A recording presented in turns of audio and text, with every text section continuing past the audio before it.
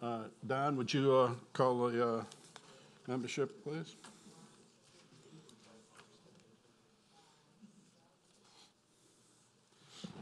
Mr. Fitzgerald, Ms. Ficnier-Prey, Mr. Marone. Present. Mr. Gould is on his way. Mr. Belisario. Here. Mr. Lorino. Here. Mr. Thibodeau.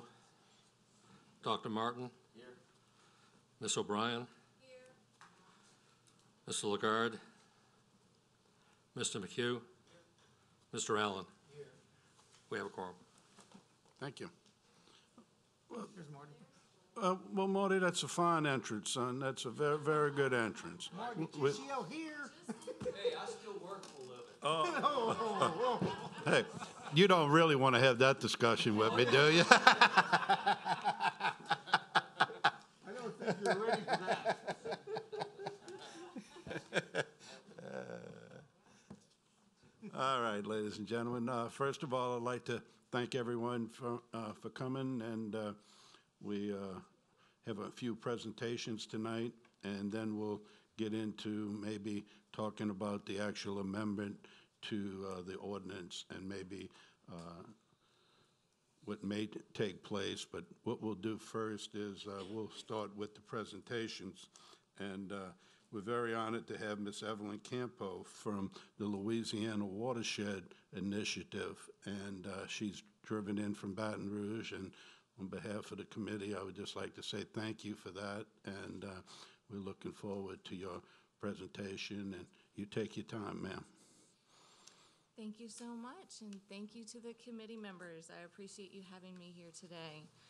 Okay, just making sure everyone can see our slides. I have a brief update on the Louisiana Watershed Initiative. Some people may or may not be familiar with this effort that we have going on, and then I'll remain after for any questions y'all may have or concerns that you want to bring up to me, okay? So our agenda here, which I'm going to talk through pretty quickly, we just have a brief intro. I'm going to talk through a statewide data and modeling effort that we're working on, some project funding that we're anticipating to come available, and some outreach activities that we're working on. So what exactly are we talking about when we say the Louisiana Watershed Initiative? We all know that we flood frequently here. And for some of us, for most of us, it's not a matter of if we're going to flood, it's a matter of when and where. We've all been through, I'm sure, more than we can even remember of these events that are basically a cycle of damage and repair. And it causes great instability, and it's a difficult thing for our residents to go through. Part of this initiative, one of the sort of tenets of the initiative is to recognize that residents of this state have invested, their time and their energy into their property, and that we have to protect that investment. And one place where we know that really has to be targeted is our inland communities that are subject to riverine or rainfall flooding.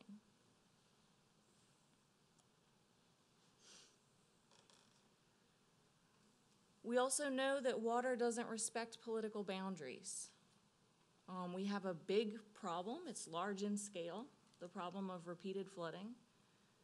And so we have to summon a large effort to take care of it and to address it.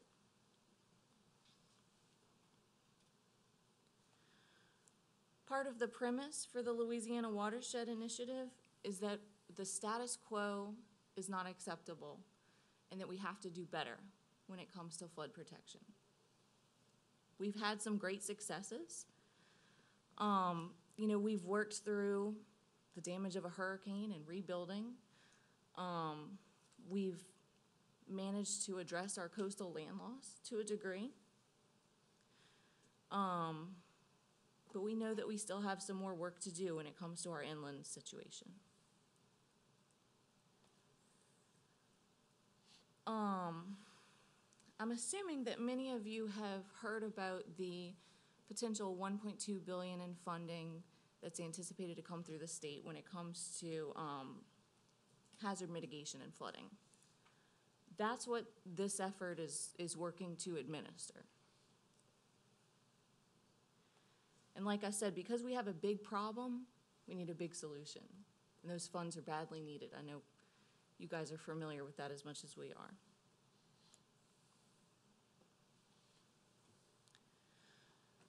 So I'm just going to walk through what is a watershed, just so that we can all be on the same page. When we talk about a watershed, what we mean is an area of land that all drains to a single point.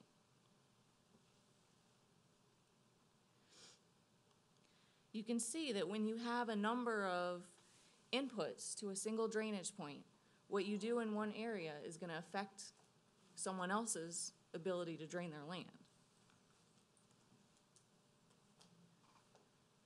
We can see here it's even more true when you look at the United States, right? We know that we're taking water from places up north.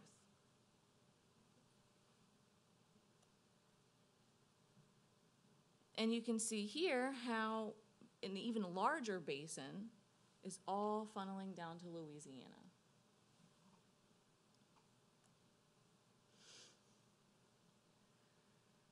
So when we zoom in a little bit to Louisiana, we can see again, the water doesn't care about our political boundaries. We're showing here a Huck 4 map of the state. That's a certain classification of the watershed size. And you can see it really doesn't align with the parishes or towns or levies. What this is showing us is that we're very interconnected and that we have to make decisions together if we're gonna, have flood control that's not gonna hurt our neighbors.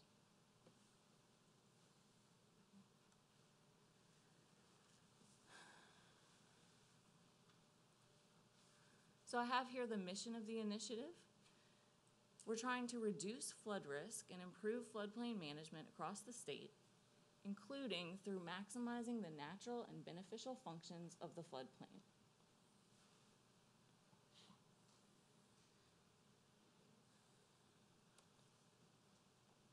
This initiative features a number of agencies. You can see some logos here at the bottom.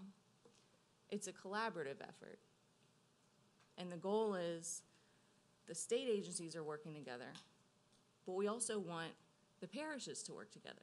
So that's a big premise of what we're working on.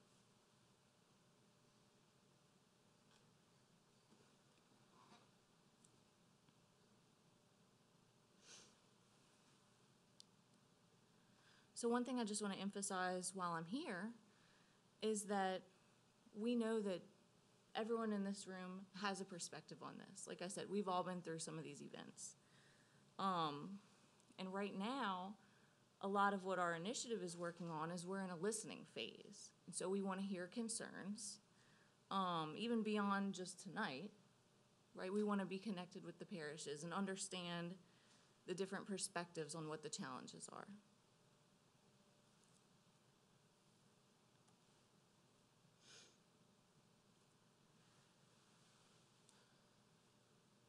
So one thing that we're working with is we're still anticipating the notice of the Federal Register that will direct exactly how we can spend the $1.2 billion that's been in the news. So right now, we're in a holding period, but we will get that information soon. Hopefully, we're anticipated to. And at that point, we can kick off more of a project-oriented phase.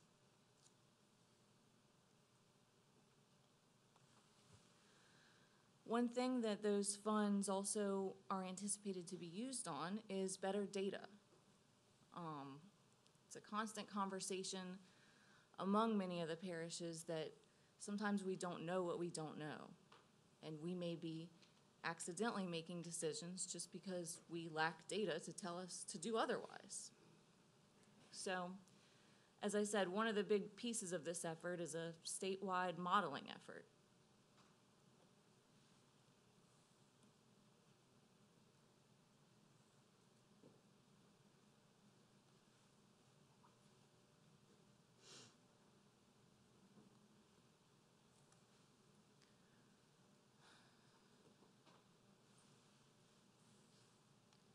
So first I'm gonna go through our modeling effort. We'll talk projects after that. So, floodplain modeling. It's a complicated engineering endeavor. You have a lot of inputs. You need high quality data. You need things like your gauge data, your rainfall data. You need good LiDAR. So there are some inputs that have to go into this process. So there's a phase one where we're designing a modeling approach. And then there's a phase two where you're monitoring your quality, and you're making sure that your data is giving you the abilities to make predictions of what will happen if you take a certain action.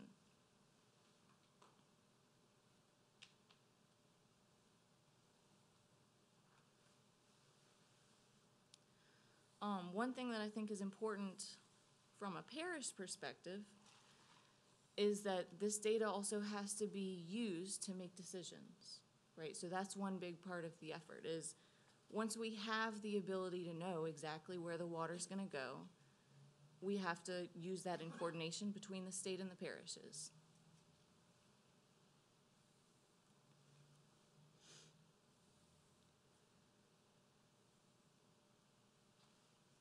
So this is probably the most exciting part for a lot of people, projects. Like I said, we have a big opportunity here. You know, having a large federal allocation means that you can most efficiently prioritize where you're gonna spend your money. And so that's a big part of the initiative is using data to make better decisions on how we're gonna conduct flood control projects. Right now, we're anticipating a funding opportunity of $100 million. That's, you know, some of it is reserved specifically for regional efforts so that you can make sure that you get disbursement across the state. And then some of that is gonna be allocated on a statewide competitive basis.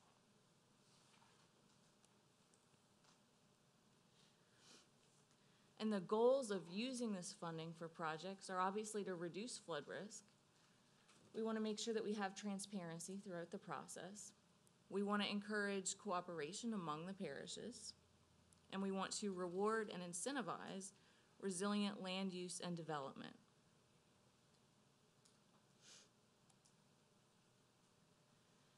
You can see some photos here of projects that might make sense to use these funds on. We're looking for things that are low risk, high reward, meaning things that aren't gonna have a negative impact that's unanticipated.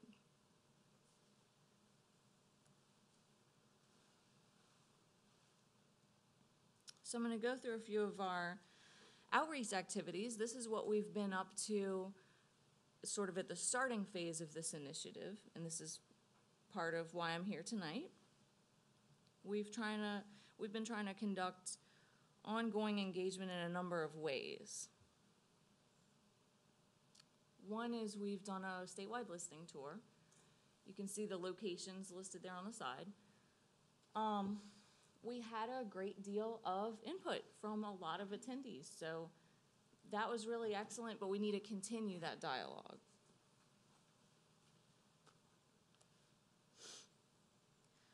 One thing that we heard during that listening tour, and I think maybe some in this group would agree, is that it's about time. It's about time we pool our efforts and start working together and, you know, really muster up the right response to this repeated flooding that we're having.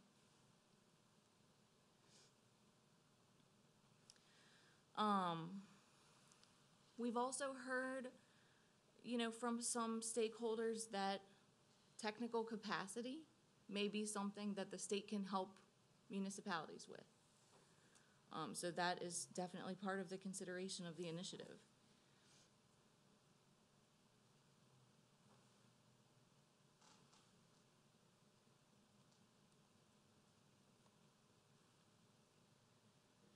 And you know, one thing that I would just point out here too is that a lot of what we've been hearing is that every area is different, right? Every area of the state may be dealing with a different challenge. So we can't just do the same thing across the board. We need a tailored approach.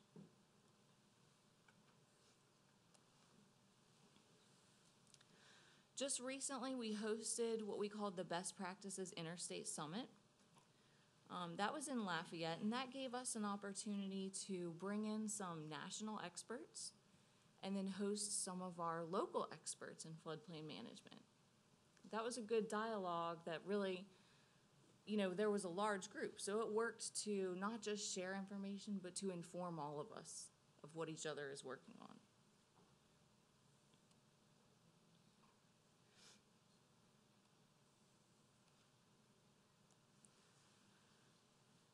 And then our sort of upcoming events that I want to make sure you guys are aware of is that we have a meeting of the Watershed Council on March 28th. That's in Baton Rouge. And if you, I'll give y'all the website at the end. If you go to the website, you can see all of our events are videotaped and they're openly accessible. So if you can't make it in person, you can still experience what's going on.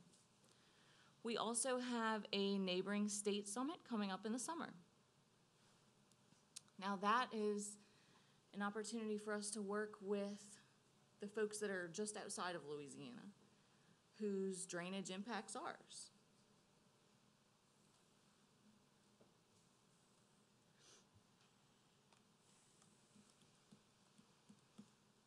And so here's some contact information for us. We have the website, we have our social media. We have a number of staff members, and like I said, we have multiple agencies working on this effort.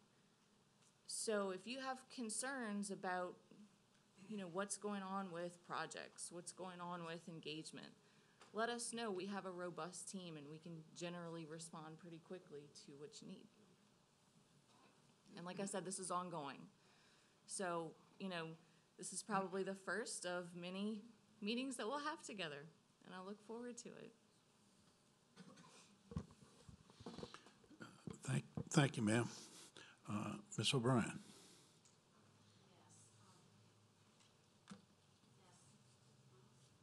Hello? Okay, there we go.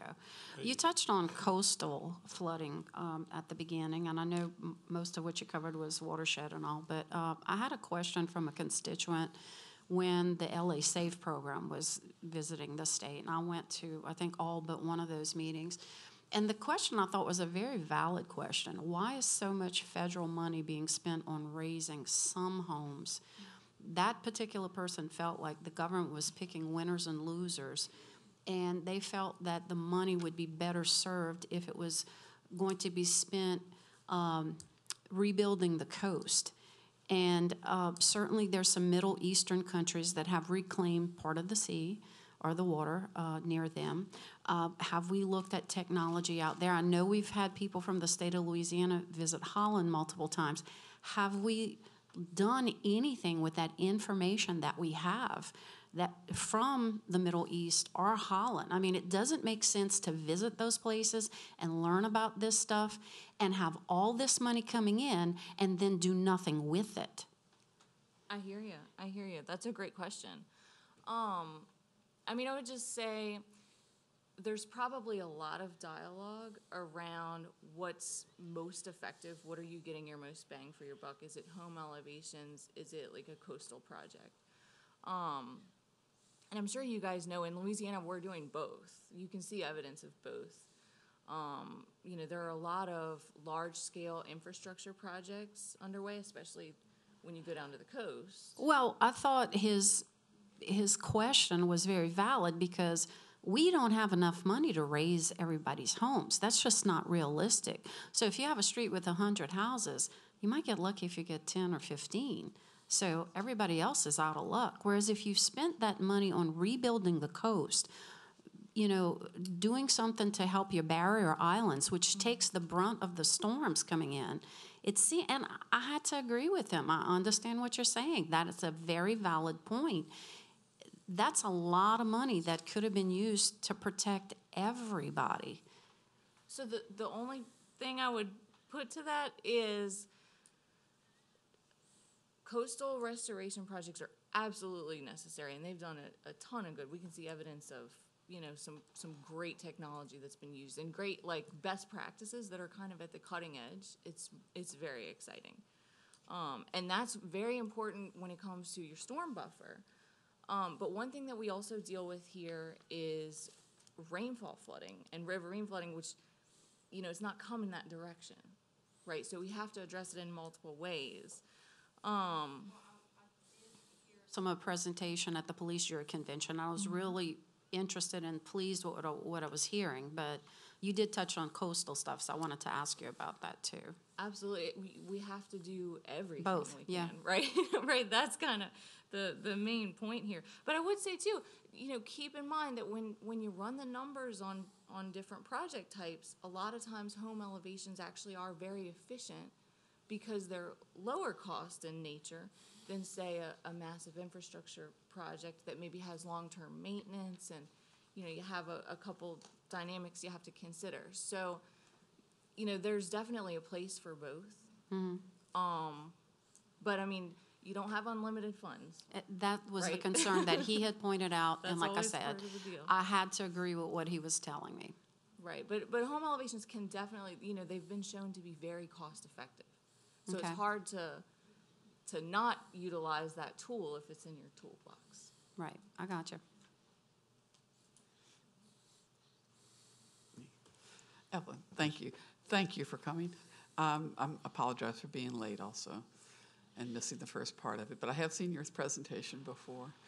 I'm wondering, have you, you know, the Watershed Initiative or any other group done studies on the efficacy of building in low areas, you know, wetlands areas and areas that are below sea level or pretty close to it, on fill as opposed to on piers? And like, is there a study that shows which way works, or what you know the balance is on that? Right, that's an excellent question, and I'm sure one that you guys have as a group have thought about a lot. There's a lot of information out there in the form of white papers and, you know, scientific write-ups, academic analyses of fill versus pier construction.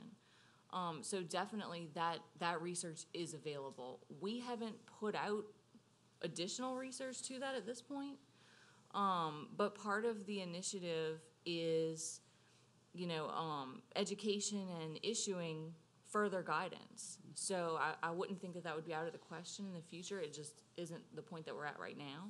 Is that something we can get on your radar?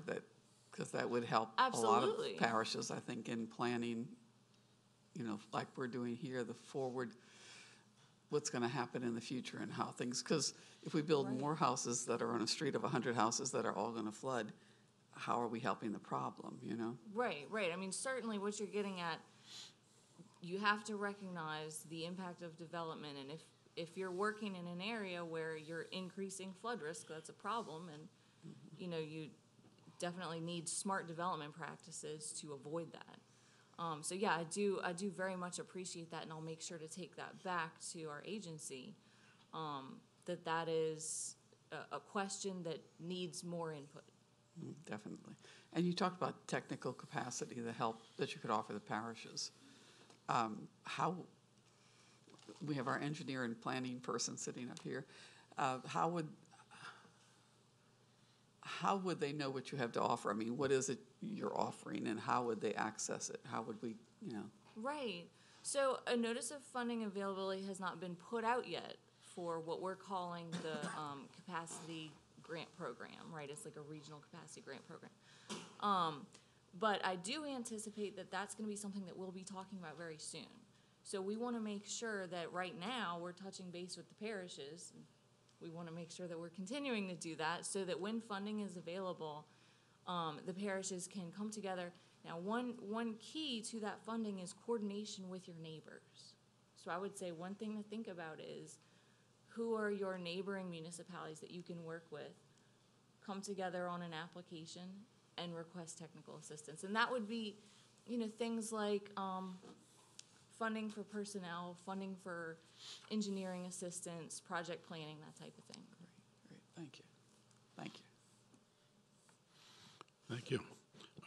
Ms. Campo, well, that answered one of the questions that I had. I was curious on how that money was going to be allotted, and, you know, what the process is going to be to receive funding to use in the different parishes. So That's very good. You mentioned something about the status quo. Would you go into that a little bit for me, please? Absolutely, yeah. So, I mean, that's part of the premise for the initiative, right? Is that, right now, in a lot of places, I would say we're maybe living with a degree of risk that we aren't aware of on a day-to-day basis, or maybe haven't contemplated recently. Conditions are changing. You can have a situation where you're experiencing subsidence, or you're experiencing changing weather patterns that are flooding your property more than what is acceptable as a homeowner. And so that's what I mean when I say there are areas where homeowners, have invested in their home and then lost their investment. And that's not acceptable, that there should be more protection than that. Has the Watershed Initiative looked at the ordinances and requirements that each individual parish would have? So we're in the process of that now. A lot of this effort is very dependent on regional engagement. And so it's not necessarily for the initiative to evaluate ordinances by any means. We're not here to take a position, but it is for us to assist where we can. Well, what I was getting at is, being very concerned as everyone is about flooding, and I'm sure as the political boundary lines, as you said, are very evident, that each parish or whatever may have different requirements, and everyone's kind of hesitant to look at another one. But if a group like yourself or a study was there that could review all of those, and sometimes people don't want to say it, but someone might be doing a better job than someone else. Okay, Yeah. And I think that's something that the group should look at or maybe consider. So I was just curious about that. Right. No, I think you're making an excellent point. And that's part of what we get at when we talk about regional coordination is if a parish is seeing that they're having great success and they're not having flood losses, I mean, that needs to be shared. Right. Right. And you're right in that there can be difficulties where you have a mismatch between jurisdictions of what the rules are. Okay. Well, I'll close for a minute, but Mr. Balisaro? Yes. What I'd like to talk about is what you just brought up was what is a capacity grant program and how does it work? Sure. Yeah, that's a great question. And so that's something that we're going to have more information on shortly. So I don't want to, go into some information that's still sort of in progress here. But sort of the goal is that, parishes have expressed a desire at numerous sort of events that we've come into contact on, that maybe if they just had a little bit more help in terms of designing their projects that they could have sort of in the hopper for when money comes available, maybe they could take more advantage of, say, a notice of funding for a project, right? So we want to make sure that we're meeting parishes where they are and trying to supplement the good work that's already being done. So that money could be utilized like we do in some of our road projects.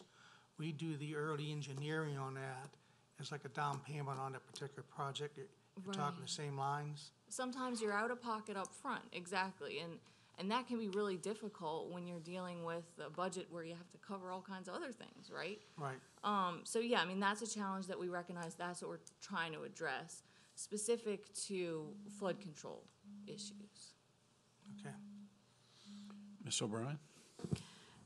Yes, listening to some of this conversation, it brings back memories of a conversation years ago when the town of Madisonville completely flooded, and there was concern that mitigation that was done on the South Shore may have detrimentally affected the North Shore. And I remember being told, oh, that didn't happen, that wouldn't cause a problem for St. Tammany, yet when St. Tammany was wanting to take care of some things in our area, supposedly there was concerns that would affect flooding in Mississippi. So my question is, how do you plan on addressing, I mean, y'all are looking at everything in a watershed type thing. So there's no way one parish would be doing something that would be detrimental to the neighboring parish, I presume. Because like I said, I'm still not completely convinced that the mitigation that was done on the South Shore had no detrimental effect to the North Shore because of the slosh effect that you have in Lake Pontchartrain. And when you can say, and when you have people in government saying, well, you know, if y'all do certain things that could affect Mississippi, I'm kind of thinking pick one. It either doesn't affect your neighbors or it does. So we kind of got the short end of the stick on both sides, in my humble opinion. I hear you. I think you're probably not alone in the concern that, you know, we shouldn't be making decisions based on assumptions if we aren't sure if they're true, right? So I think that does get at a big component of this, which, you know, sort of the seed to what the initiative needs to do is data and modeling. You know, if we have good predictive abilities to say, okay, if you do this project, we're analyzing the whole watershed, this is what it's going to impact downstream or upstream, then you can more objectively quantify what's going to happen, and you're not making assumptions, right? So that is part of the goal. The data is how you can know things ahead of time instead of, you know, after the fact. Thank you. Mr. Morrow. Thank you, Ms. Campo.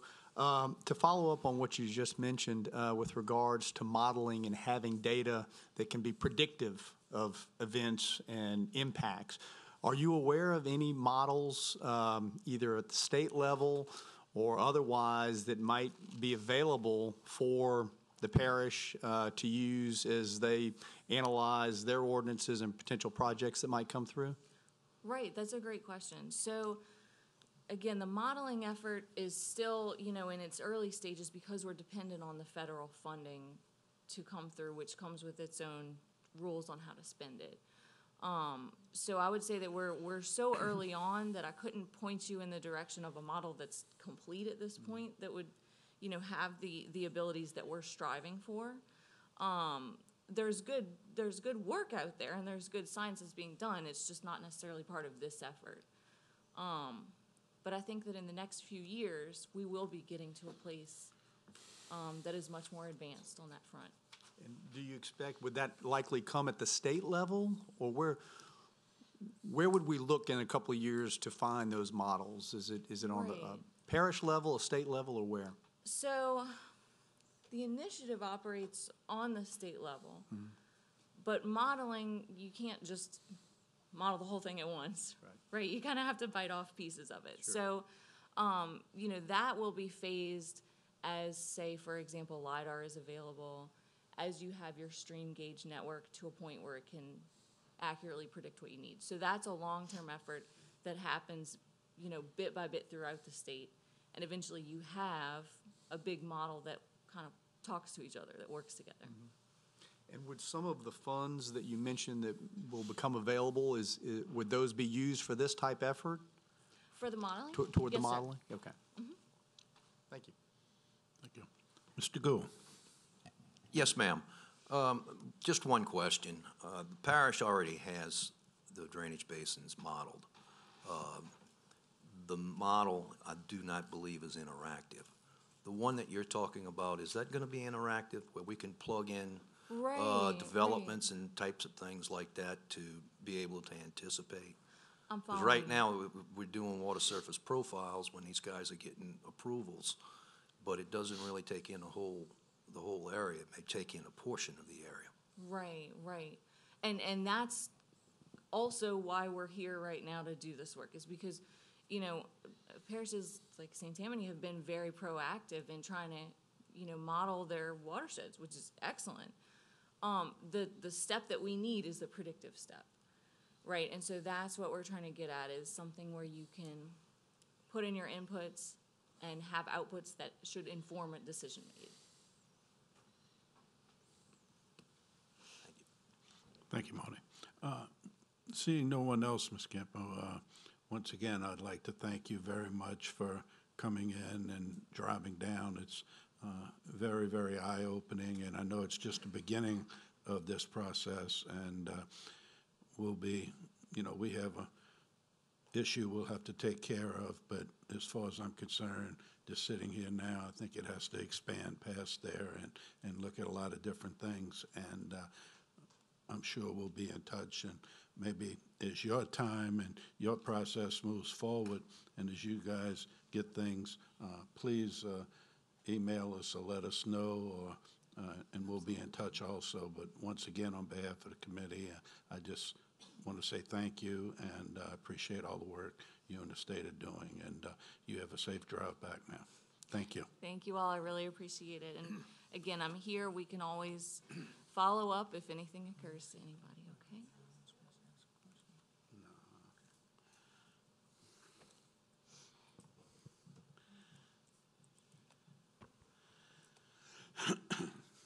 Thank you. We're going to deviate a little bit from the agenda. Mr. Sean Burke, Sean?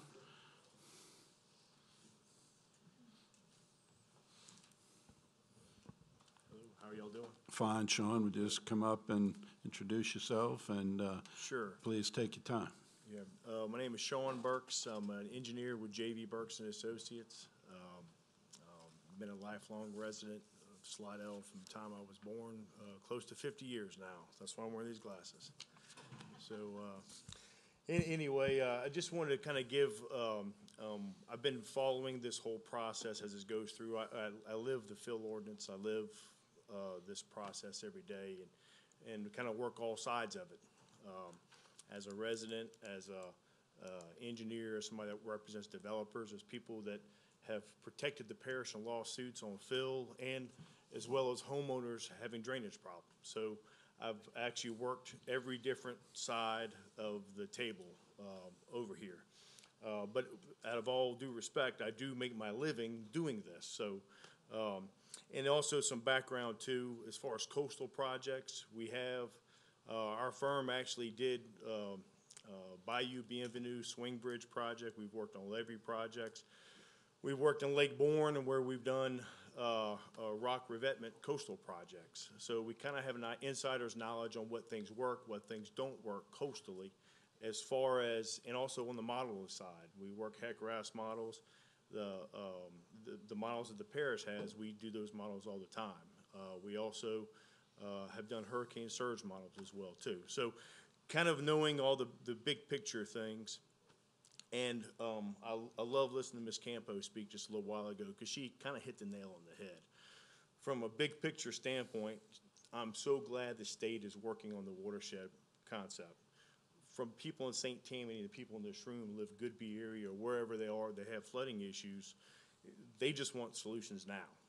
You know, there's issues now. And everybody in this room has a unique perspective of their piece of property, what's affected.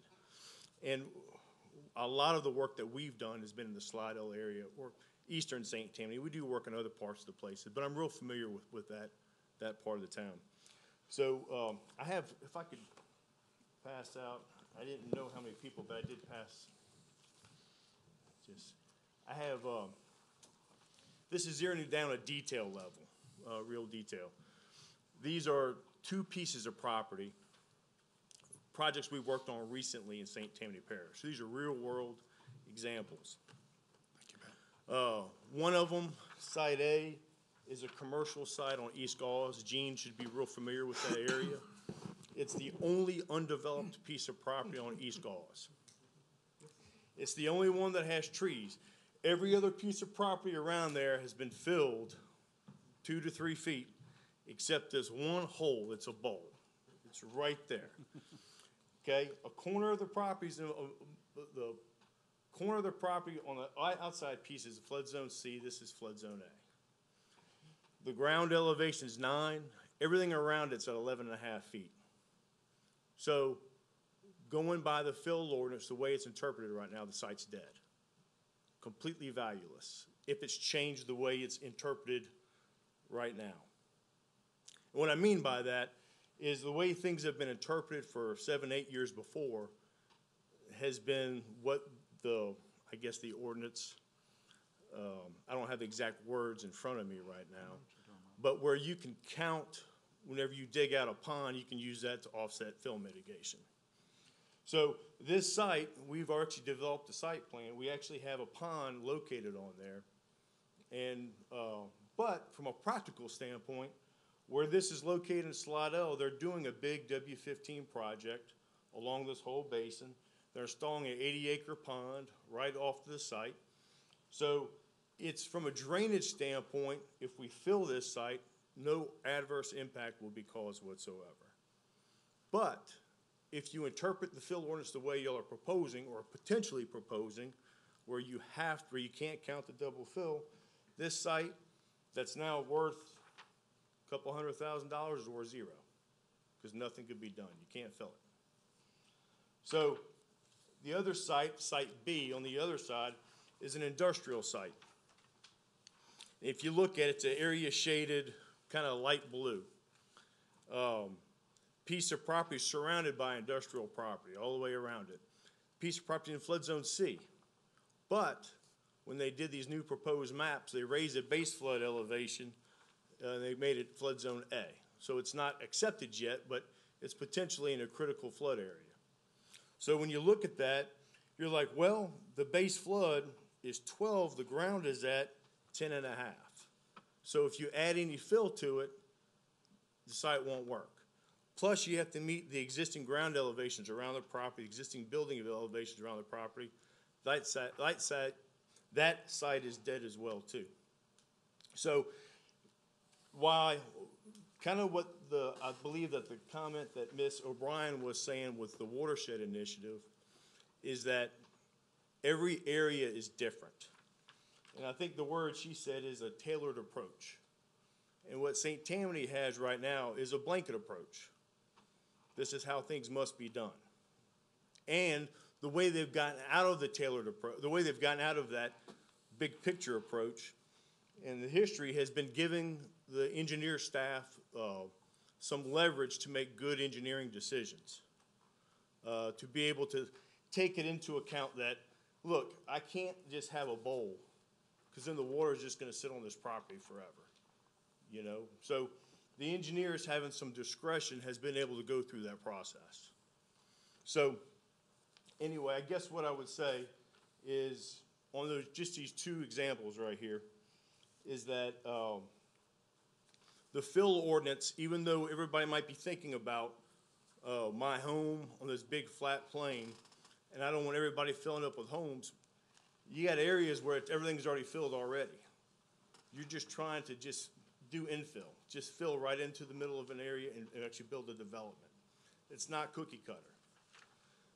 Every site has to be able to be taken into its own accord and to be reviewed in its own accord and then addressed. Marty Gould made a great comment, and I think it's lost. We actually have drainage studies, watershed studies have already been in existence at the parish. There is no better way to determine how to handle drainage than using that. That is a tool. That is a phenomenal tool to use.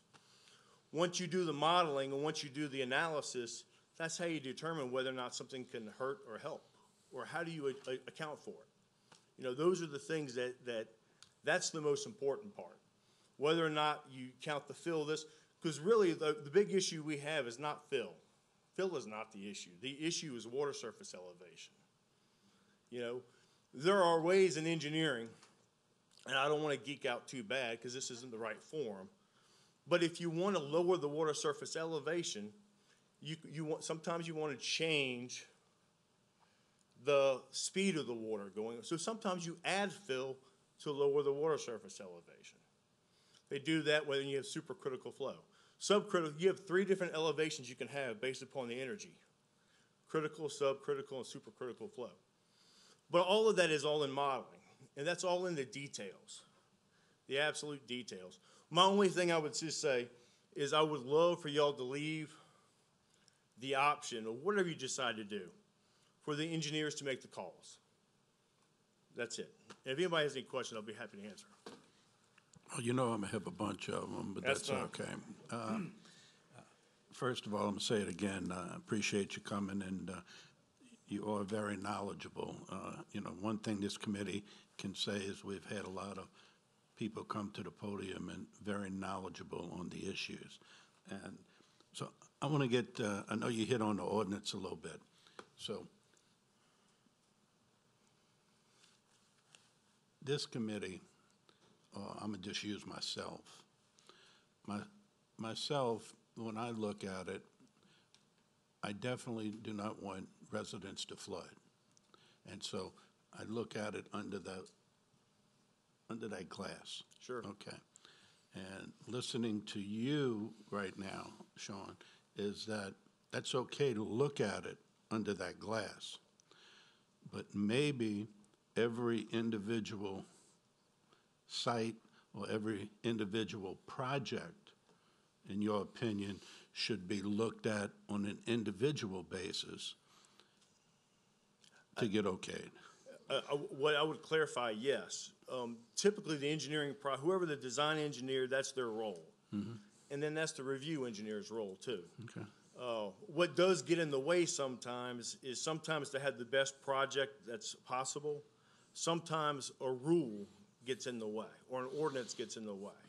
So what I would say is you have competent staff, and they do a fine job.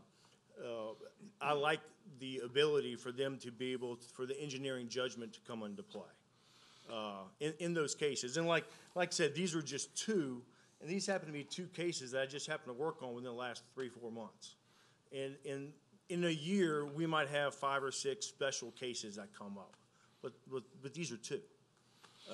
And killing property is not what people want to do. And in these cases, drainage is not really as big of an issue as just making sure that the ordinance is in the way because of all the other stuff that's going on. That's good. But go ahead. Okay, no, that's fine. So another concern that I have is that I understand, we have great engineers, you're a great engineer, and, we have a lot of great engineers. But I'm very concerned because I've been seeing it over and over that we have a development that comes down the pike, and then all of a sudden, a lot of houses are being flooded. And then the engineer, the developer, or whoever is gone. So when you sit here and you look at it, the first thing you want to do is you want to focus in on that. Okay? So I think there's a difference between a development and an individual lot, okay, that we're talking about. Right? You're talking about these two very important issues, Sure. But neither one of these two are going to flood the other ones right next to them. Right. Whereas if a subdivision is built and it's not done properly, or it's, you have those issues of counting it or not counting it, Sure. and then you have that flooding, that's a main issue. But as Ms. Campos said, we may have the best ordinance on the book, the most strict, whatever. But if we're getting water from somewhere else, or someone else is doing something and letting the water come down, that's going to affect us. But I'm just trying to weigh this out back and forth. But I understand what you're saying, and I'm going to, we have a lot of people who want to say something. But you go right ahead and answer mine. And Sure. then we'll get on. And what I would say is every area is different. And the tailored approach, the parish had to do something years ago, so they came up with the fill ordinance. And some of y'all were probably on the group. Gene might have been on the group. I don't know who was Not originally. I know Marty was. You probably wrote it. Right. So something had to be done. And but at some point, big picture wise, kind of like the Watershed Initiative, great big picture. I'm down in the weeds. Right. I'm in the Right. weeds. Right. And this is, the big picture sometimes hurts the weeds. So my only thing that I could say is that a big area, let's say Goodby, I'm throwing that out there. Broad, flat plain, a lot of crossover with the basins. And plus you had development that's occurred over there years and years and years ago. A lot of the information wasn't out there. That's out there now. Some of the best ways you can design things is to have good LiDAR information, good drainage, water basin studies, good information as a backdrop. That stuff is more available now than it's ever been. So I definitely think that that's going to help out a lot. But that's not an ordinance, that's more of an engineering issue, but just kind of want to bring that up. I understand, thank you. Thanks. Mr. Gould? Yeah, Sean, I agree with you about the water surface profiles because they do give us a lot more perspective. Now, and I'll grant you that the drainage regulations were written with large-scale new development in mind. Sure. There is a provision. Have you gone to the Board of Adjustments to speak with them about this? Because these two examples that you showed to me are screaming to go there. Because all you have to do is present them with the information. You meet with the engineers, the parish engineers, and if y'all can be on the same page, the Board of Adjustments is the correct body to go to, unless it's been changed. Terry, can you? Neil Hall put that in. Yeah, you can go to the Board of Adjustments to ask for relief on this particular situation. I think what the ordinance has in place now is a way for some engineering discretion. The issue that, and I don't want to speak on behalf of engineering, but sometimes the engineers don't want to use their discretion. Sometimes it's safer to just go ahead and go by the ordinance than it is to go ahead and do that. So, but that's one of those battles we're willing to. I would love if there was another option to go to, and I have not gone to the Board of Variances with Phil on these sites. Anyway, I mean, but these are two examples, just recent. Yeah, I can tell you that Neil Hall and I worked on these, and that was one of the things that Neil put in. Now, if it's been removed or it got lost some kind of way, because we did go through a code revision and organize everything, it should be put back in, because this is the perfect example.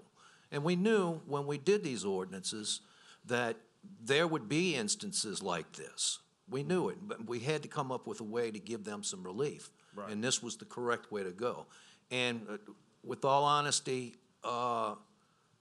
with a general lack of institutional knowledge, I'm not real comfortable with giving individual engineers that kind of authority to just waive the regulations. Not waive, just consider everything else in play as well. Yeah, I think that what needs to be done, Sidney looks like he's surprised about the Board of Adjustments, and maybe it's not in there anymore, but Neil Hall definitely put that in, and that was the thrust of it, was because we knew we were going to have situations where we couldn't account for, and this is perfect for that avenue. Thank you. Thank you. Thank you. Mr. Allen? Oh, thank you. First off, Mr. Gould took some of my steam. I really appreciate that. I really believe these would be placed to request a waiver or variance, so on a small scale. And these ordinances are for more of the large-scale developments of 100 or several hundred homes that really will interfere with flood flows and floodwater storage. Another question I had, though, is the site really dead, or is it just dead because nobody wants to make the effort to come up with another way of developing it, such as maybe subterranean storage underneath it, like some buildings get, or some other way of meeting the ordinance? And you bring up a good point. One of the challenges, I guess, first of all, whenever you start designing some of these sites, you do have competing regulations that we have to deal with. Some are parish, some are federal. And on some of these sites, you have ADA issues where you can't have too big of a drop near the edge of the buildings. And then if you raise it up, then you have to have ramping. And ramping takes up a lot of space. And, both of these sites are looked at just are relatively small spaces. They're just remaining property that's how they developed everything before, So those two sites, it's a challenge. What I can go back and you look at big scale development, What I would contend is a HECRAS model and a watershed model is a lot more effective. Water surface elevation is what we're talking about. That's the big fear. Yeah. If you can figure out how to drop it, you're doing good. So what I would contend with is that the way the ordinance is written and the way it has been interpreted in the past with regard to being able to use the pond as the fill and to offset, as long as the water surface elevation still drops, then it really, it's a benefit. You know, because, and you can do that and still have it interpreted that way. So I'm kind of talking around in circles, but I guess, the real issue is we talk about fill because everybody thinks what it's gonna do, but what we really need to do is the water surface elevation. We drop that down, we should be all right. I mean, I see a place like this in the middle of everything. I really don't see where there would be a big problem if it's properly engineered. But again, that's something that is specific to a small piece of land, which probably should go through the variance procedures. And I agree with you that a lot of times it's safer to go with the ordinance for the parish officials. But that's also why you need to get community involvement in this. You get to talk to the people who live there, talk to the people that it may or may not affect, and let them know that this is the data we have, these are the facts, and this is what is gonna happen. Sure. And that's the fastest way to get these things online, is to get the community involved in a positive way. Sure. So, thank you.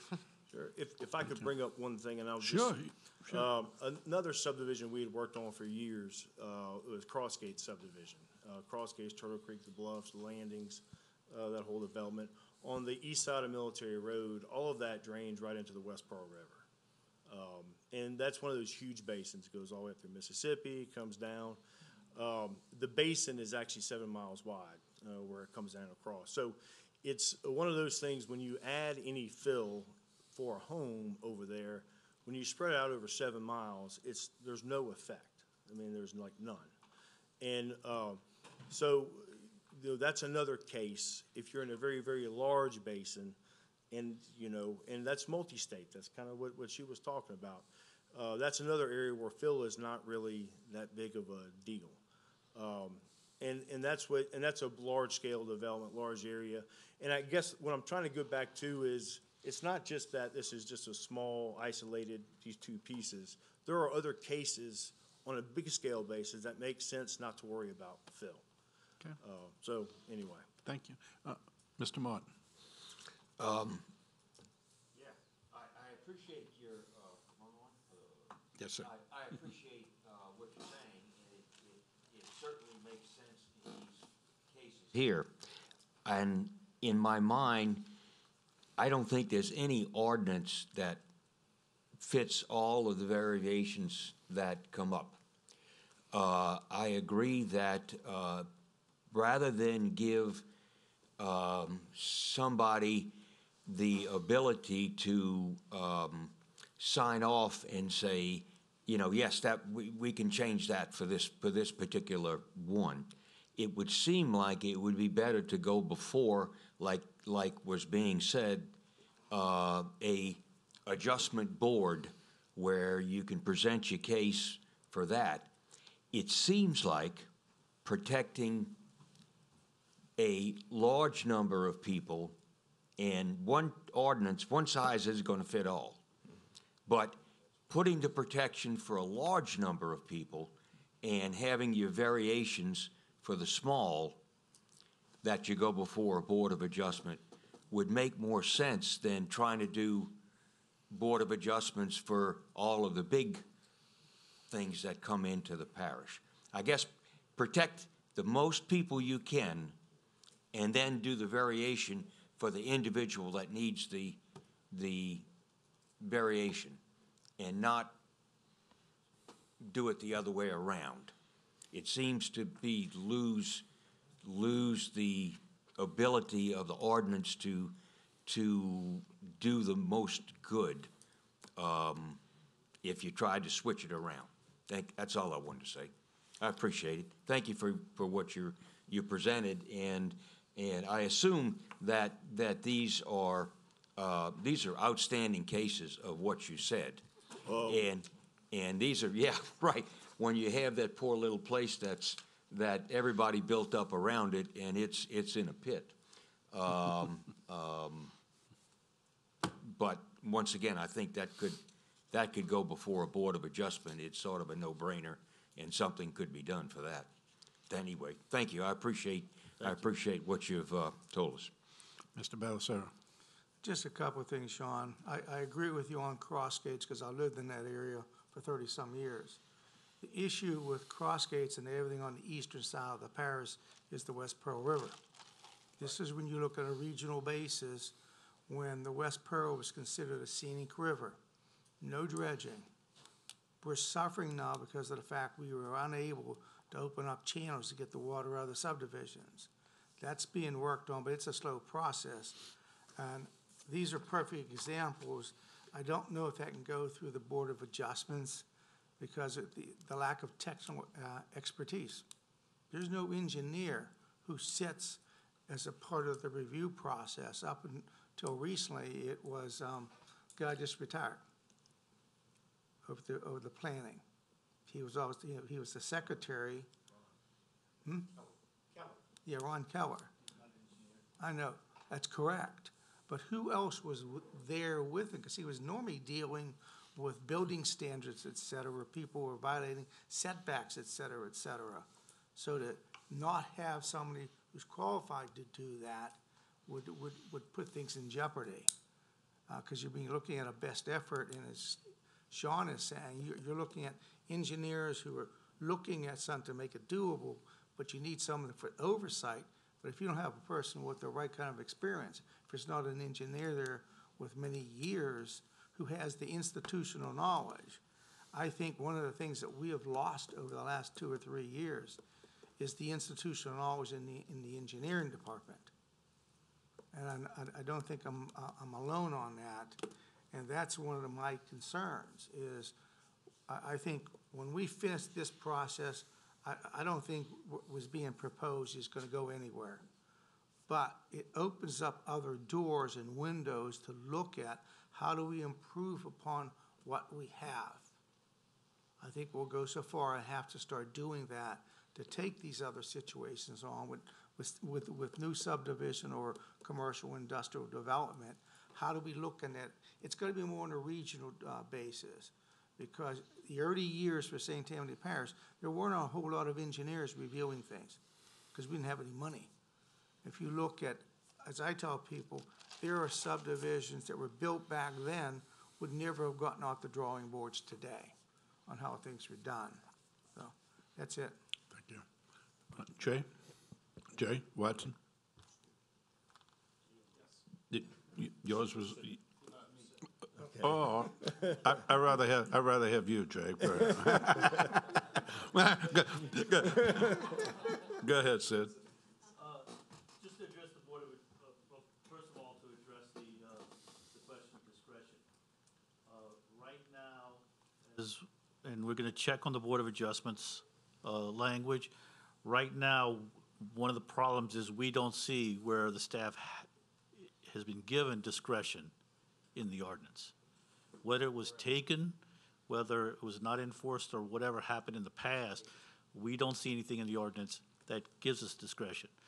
If we have the discretion, we'd be willing to consider utilizing it, but we don't think we have it.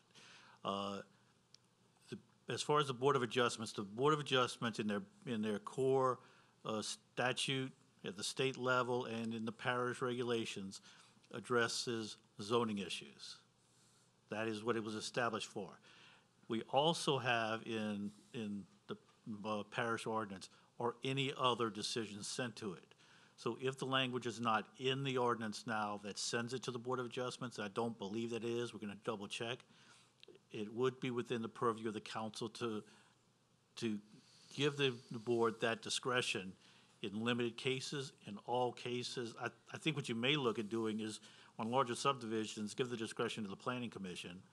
On smaller individual lots under a certain size or in certain situations, go to the Board of Adjustments for any relief.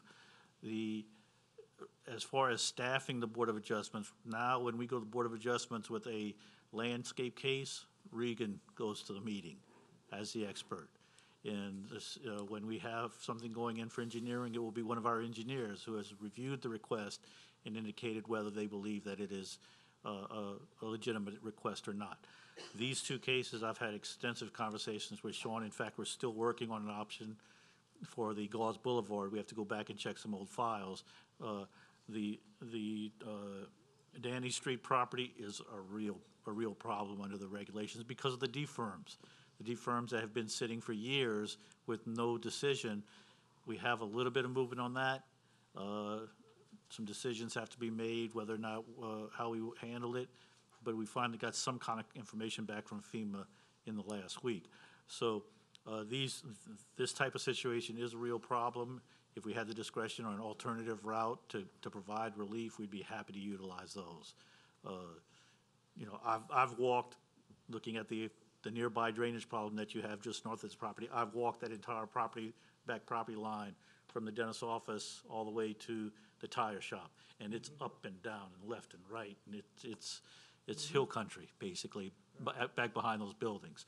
And so, yeah, this one's a real difficult situation, and as soon as I can get that file and crack it and see what we did 10, 15 years ago, I hope to get Sean some relief on the Gauze Boulevard property.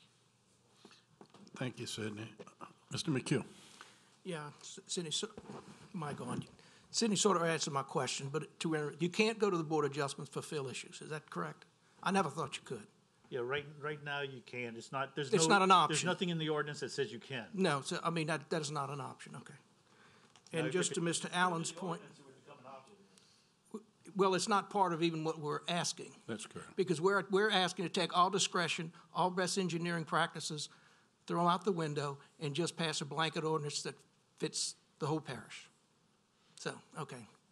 And then to Mr. Allen's deal, in Sean's defense, if you have a project and you're building a commercial building on Gauze Boulevard and they're getting $20 a square yard for rent, and you put in underground storage, which I haven't done any in this area, it's enormously expensive.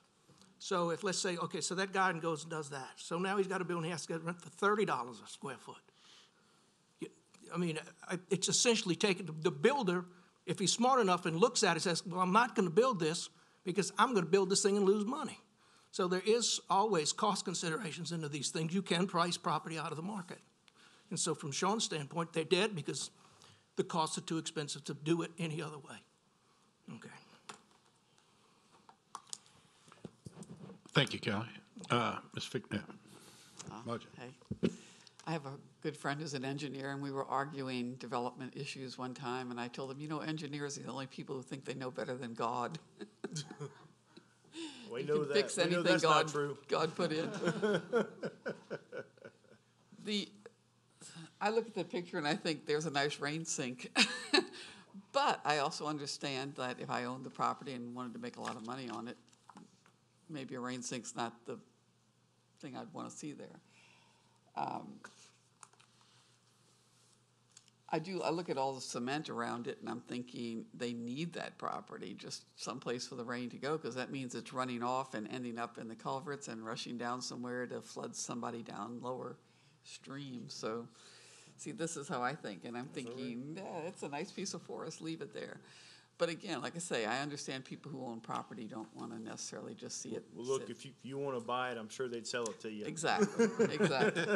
And I wish I could. If I won the lottery, I'd go around buying property like this and just letting it sit.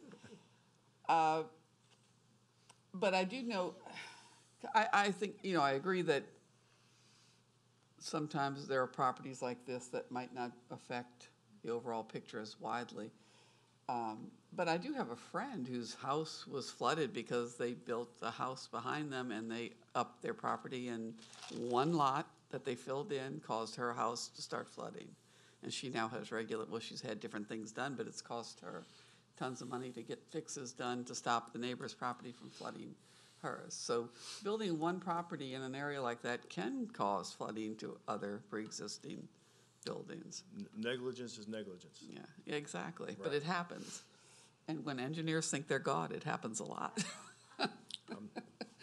But so it's like, and then I don't like the way I hear some comments about, like, well, they need discretion, and it's like discretion is what has, or choices that maybe weren't good for the whole community or for the big picture that allowed things to happen in the past are what got us to where we are today. So having everybody just say, oh, this is good for me, so let's do it, is not the best way to go about fixing this, And like I said, I understand we're going to be developed, we're going to be building things, but we need that bigger picture view. We need to step back and look at what we're doing overall, not just piecemeal, and look at how things fit in. And it worries me when I hear y'all talking, we need the discretion to go in and do this. And I'm thinking, no, that means that you're just going to rubber stamp everything again and say, okay, go ahead and build there because this guy needs to make some money. And when other people are flooding and when it's causing danger to the community as a whole, I don't think that's the best reason to do that,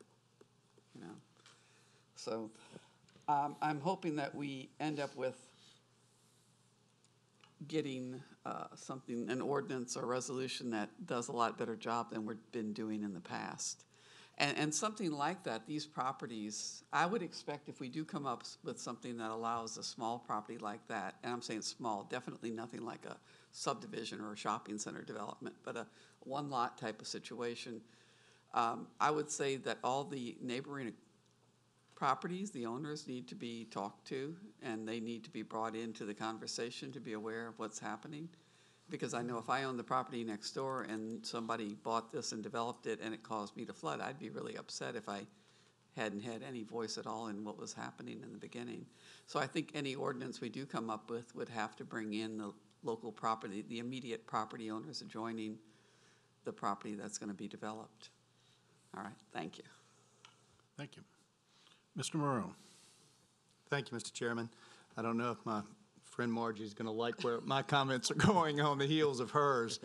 But first, let me ask you a question, Sean. I know that you brought two examples of smaller sites, but I think I heard you say in the other discussion that you've had with some of the other members of the committee that you believe that good engineering judgment should be applied even in the larger projects. Is that correct? Definitely. Okay.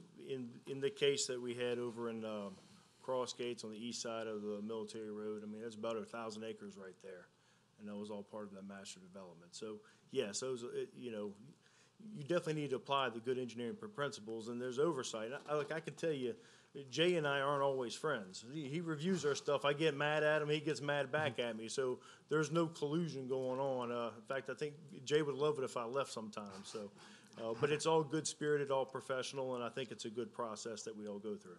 Go ahead. Well, I appreciate your comments, and I appreciate the examples, because while they are, they're different than large-scale development, what they demonstrate is that a blanket rule has unintended consequences. And in this instance, it may just be 2 lots, but it will also have unintended consequences on larger developments. And I think it would be a very big mistake if this committee or if the council ultimately decided to take a blanket approach and just added, you shall not. Because what that does is it does take any good engineering judgment out of the equation. And what we've heard from Mr. Ellis, who is an engineer, we heard from Ms. Campo, we've heard from Mr. Burke. Now, all of them in one way or another have said you've got to look at all of these cases on a case-by-case basis because they're all different. And if they're all different, then treating them all the same would be a mistake. It would be a mistake. If our goal is to get the best outcome, the best project, then we should be obligated to look at them on a case-by-case basis.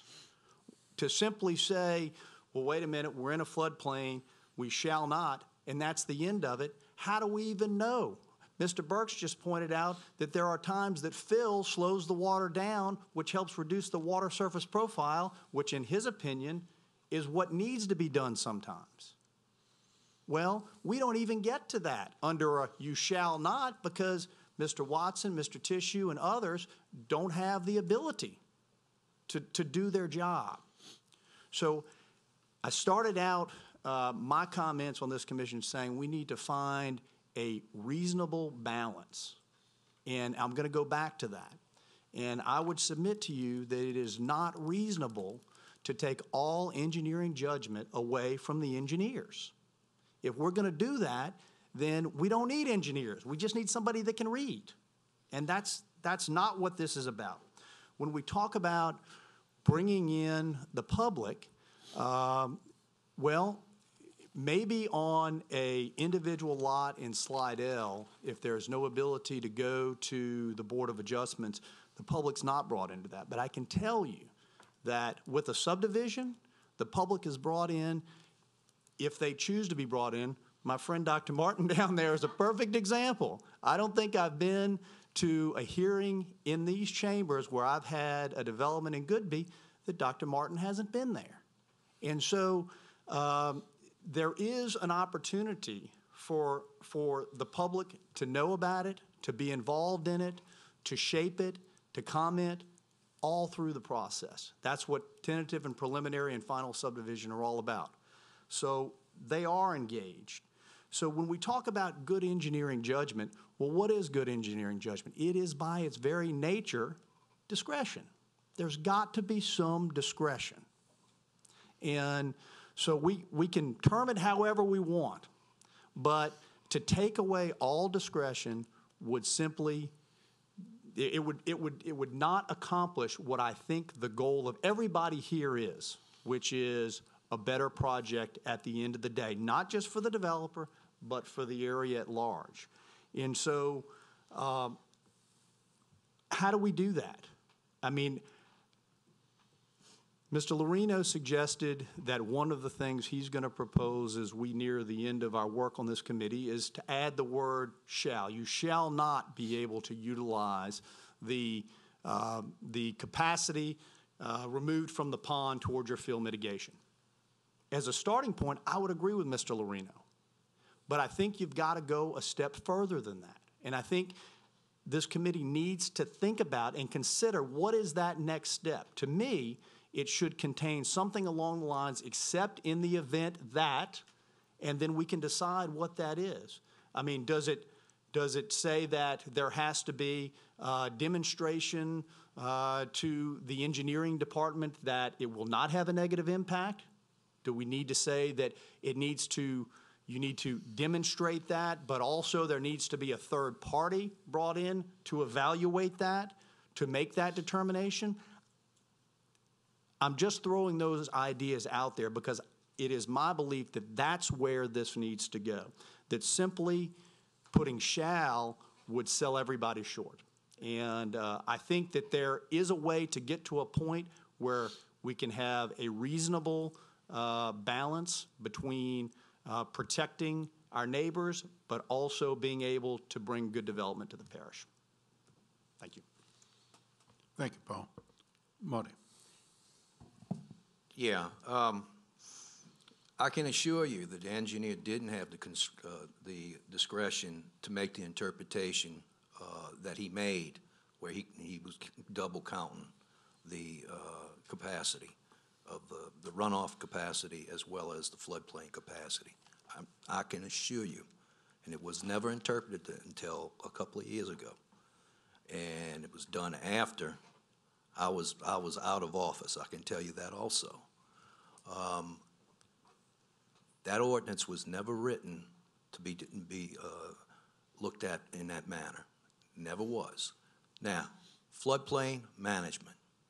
The whole idea is to maintain the floodplain capacity. I don't care how you get there, how you do it, but maintain it, because you're going to displace water on somebody else at some point, whether it's downriver or down the basin or it's up the basin. If the Board of Adjustments is not in there, and I thought it was, I think it may be just the individual lots in those subdivisions of record, it might be in there. It might be in there.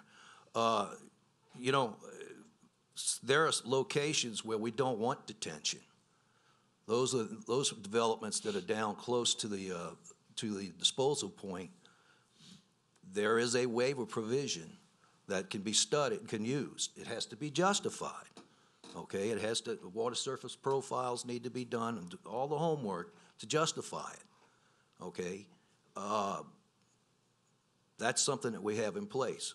That may be an avenue if you decide. But I'm going to tell you, I am totally opposed to giving the engineering department total discretion or any discretion other than to follow the ordinances as they were written.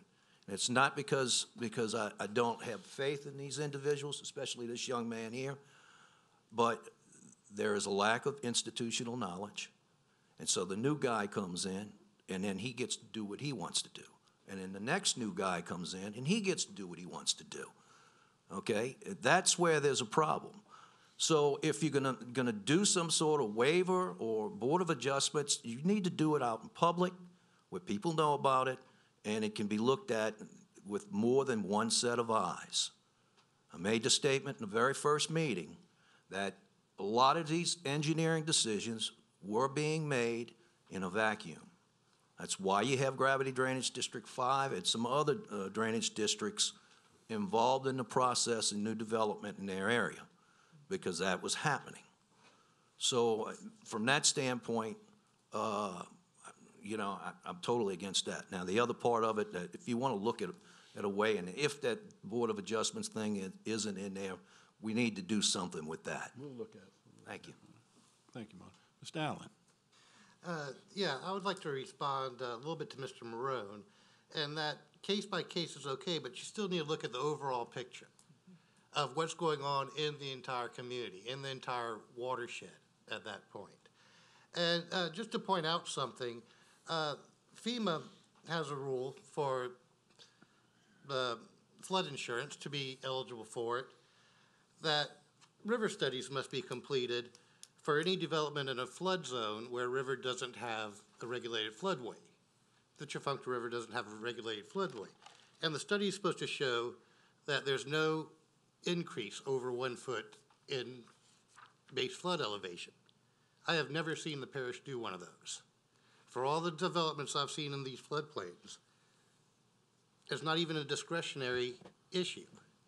But it's one of those that the parish must do. It's required by FEMA for us to be eligible to receive the flood insurance from the feds.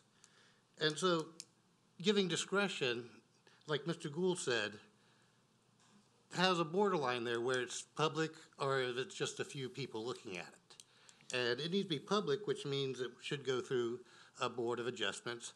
Also, isn't there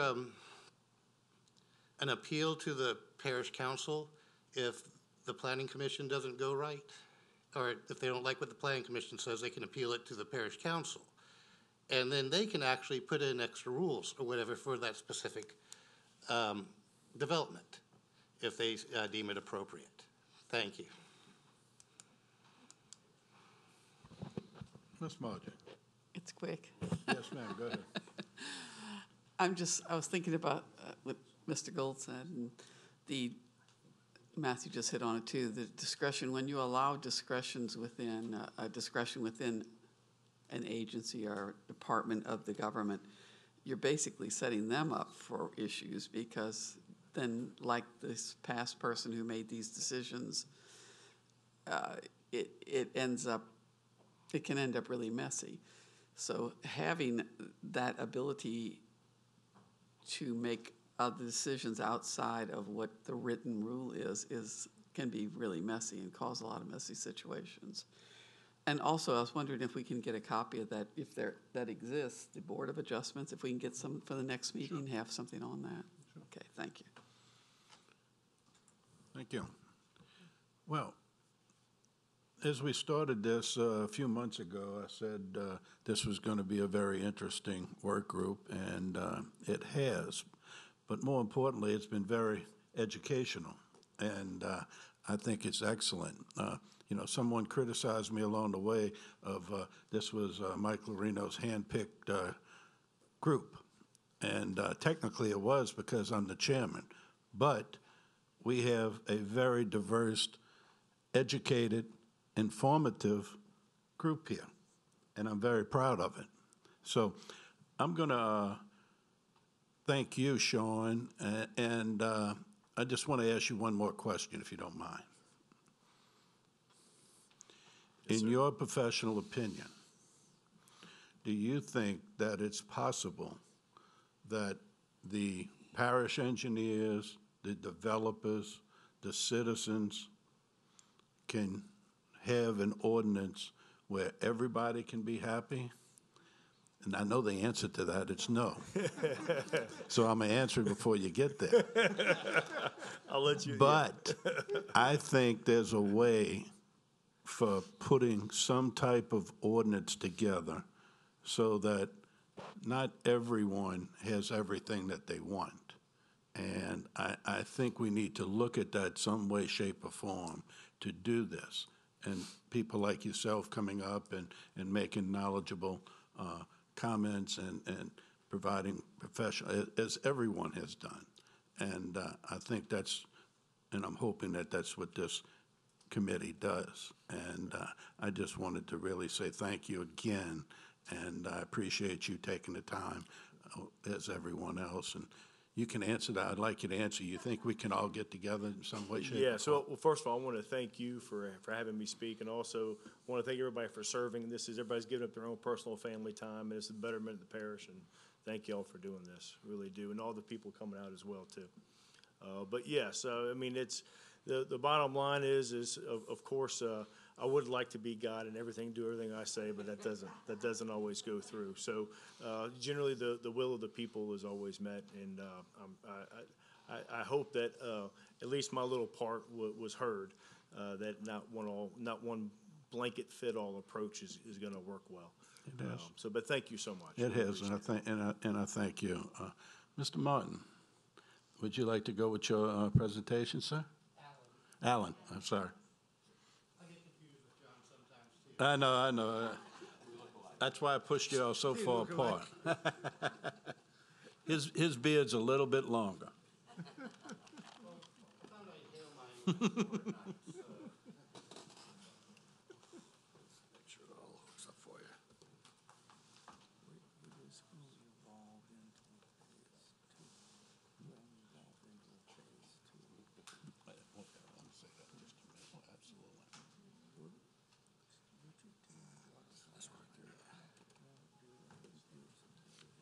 All right, got the user fix. Yeah, we're good. Fix that.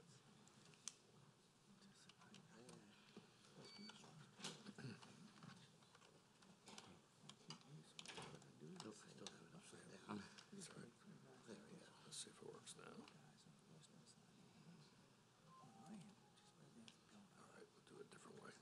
Just enough of this.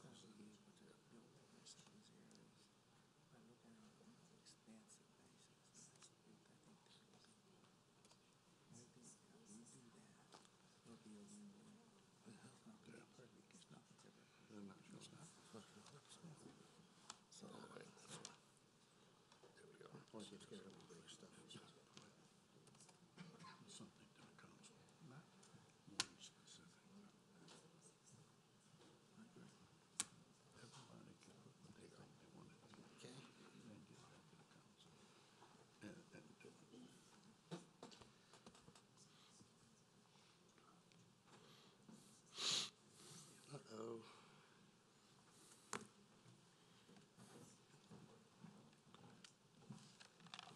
Nope. All right, there we go. And I went in the previous slide. All right, thank you all. I'm sorry about that. I originally did this starting with the floodwater storage and stormwater storage.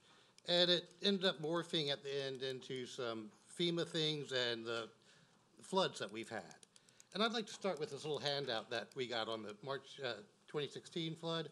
I watched that real close. That morning when we woke up, the NOAA website that does flood predictions was saying a 24-foot flood. That same morning, Channel 6 News showed about 17 inches of rain around the corner of St. Tammany, Washington, and Tangipahoa Parish, right up there. The little bit narrow band of 17 inches, and it went down by inches till around Lake Ramsey. It was about 9 inches of rain. And I told everybody that we're going to have a big flood then, and they upped it and upped it and upped it. And it ended up being a big flood. But I wanted to just add that to that it was a little more than 12 inches of rain in some areas. Now, this is kind of what Sydney was showing us. House above flood level, but if you fill in the floodplain, it displaces the water. And I'm sure everybody's heard the bathtub analogy. You get in the bath, put something in the bathtub, the water's gonna go up. It's how Archimedes found that the king's crown wasn't pure gold, that some of the gold had been stolen from Archimedes' principle. Now, what ends up happening though in a bigger area like we have, you start filling it in and you have a flood level, but by filling it in, it raises it and it puts in danger the existing houses. We have a lot of houses in danger if our flood levels go up, especially in the Goodby area. Now, floodwater storage is offset the loss of flood storage resulting by filling. It provides, floodplains provide critical and beneficial functions all the way around. Flood storage, floodwater conveyance, that's something that's not dealt with in this. Natural habitat and water quality. The placement of fill impairs these functions and should be avoided. Where some placement of fill is unavoidable, requiring compensatory storage can mitigate some negative effects. It will not mitigate the impedance to the flow of the water trying to get out and down to Lake Pontchartrain, our sea level. It just helps with the storage of it. But a lot of our floodplain is actually not just storage, it is conveyance. In the Goodby area, the conveyance goes over Highway 1077 and it acts as a spillway into the Tangipahoa Basin to allow more water to flow out so it doesn't go down to Covington. We start building a whole bunch of subdivisions on fill in there, you block that conveyance of water out of our system and force hundreds of thousands of gallons more water down toward Covington. Not a good idea. So this doesn't address all the issues that we have with filling in the flood zones.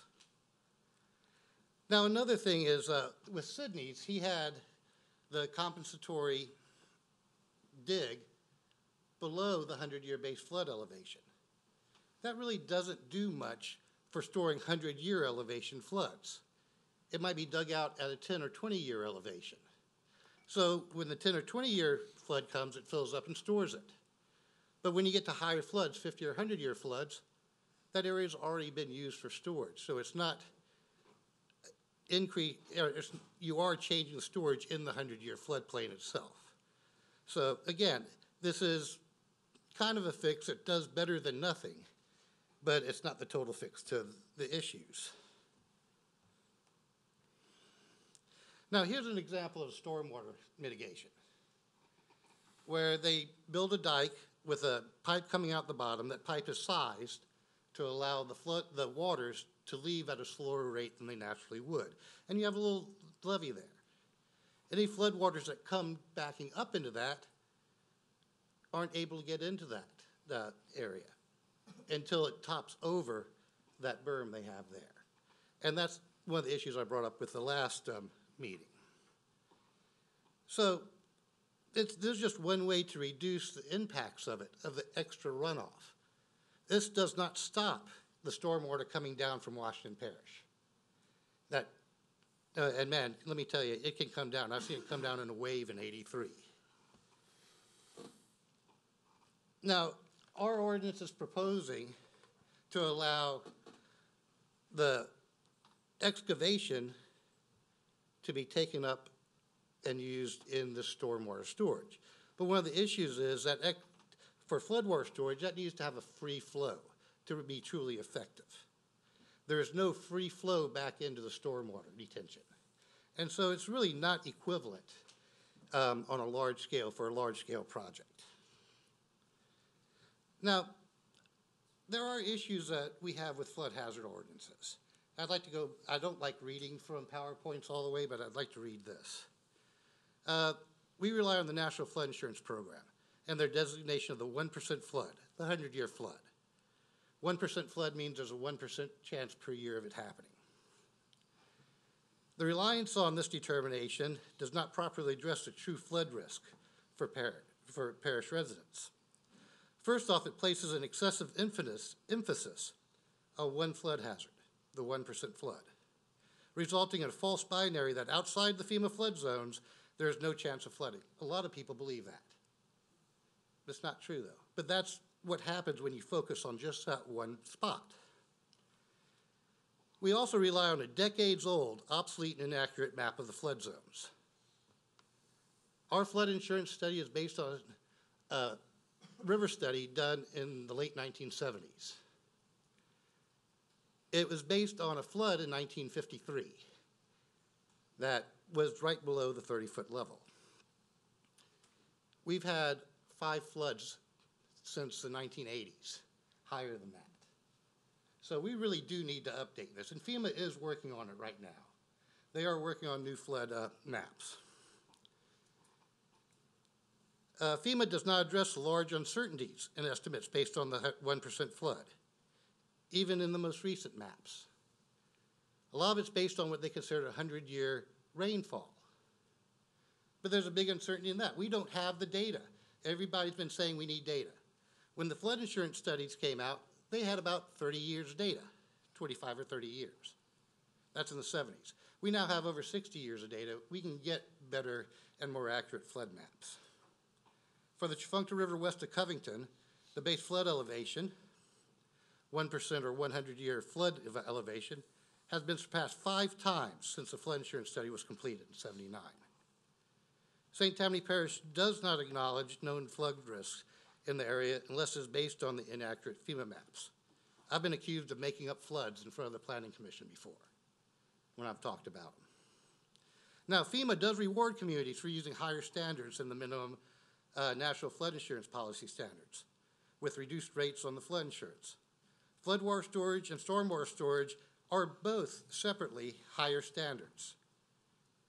They're not combined in the FEMA rules. It is separate higher standards.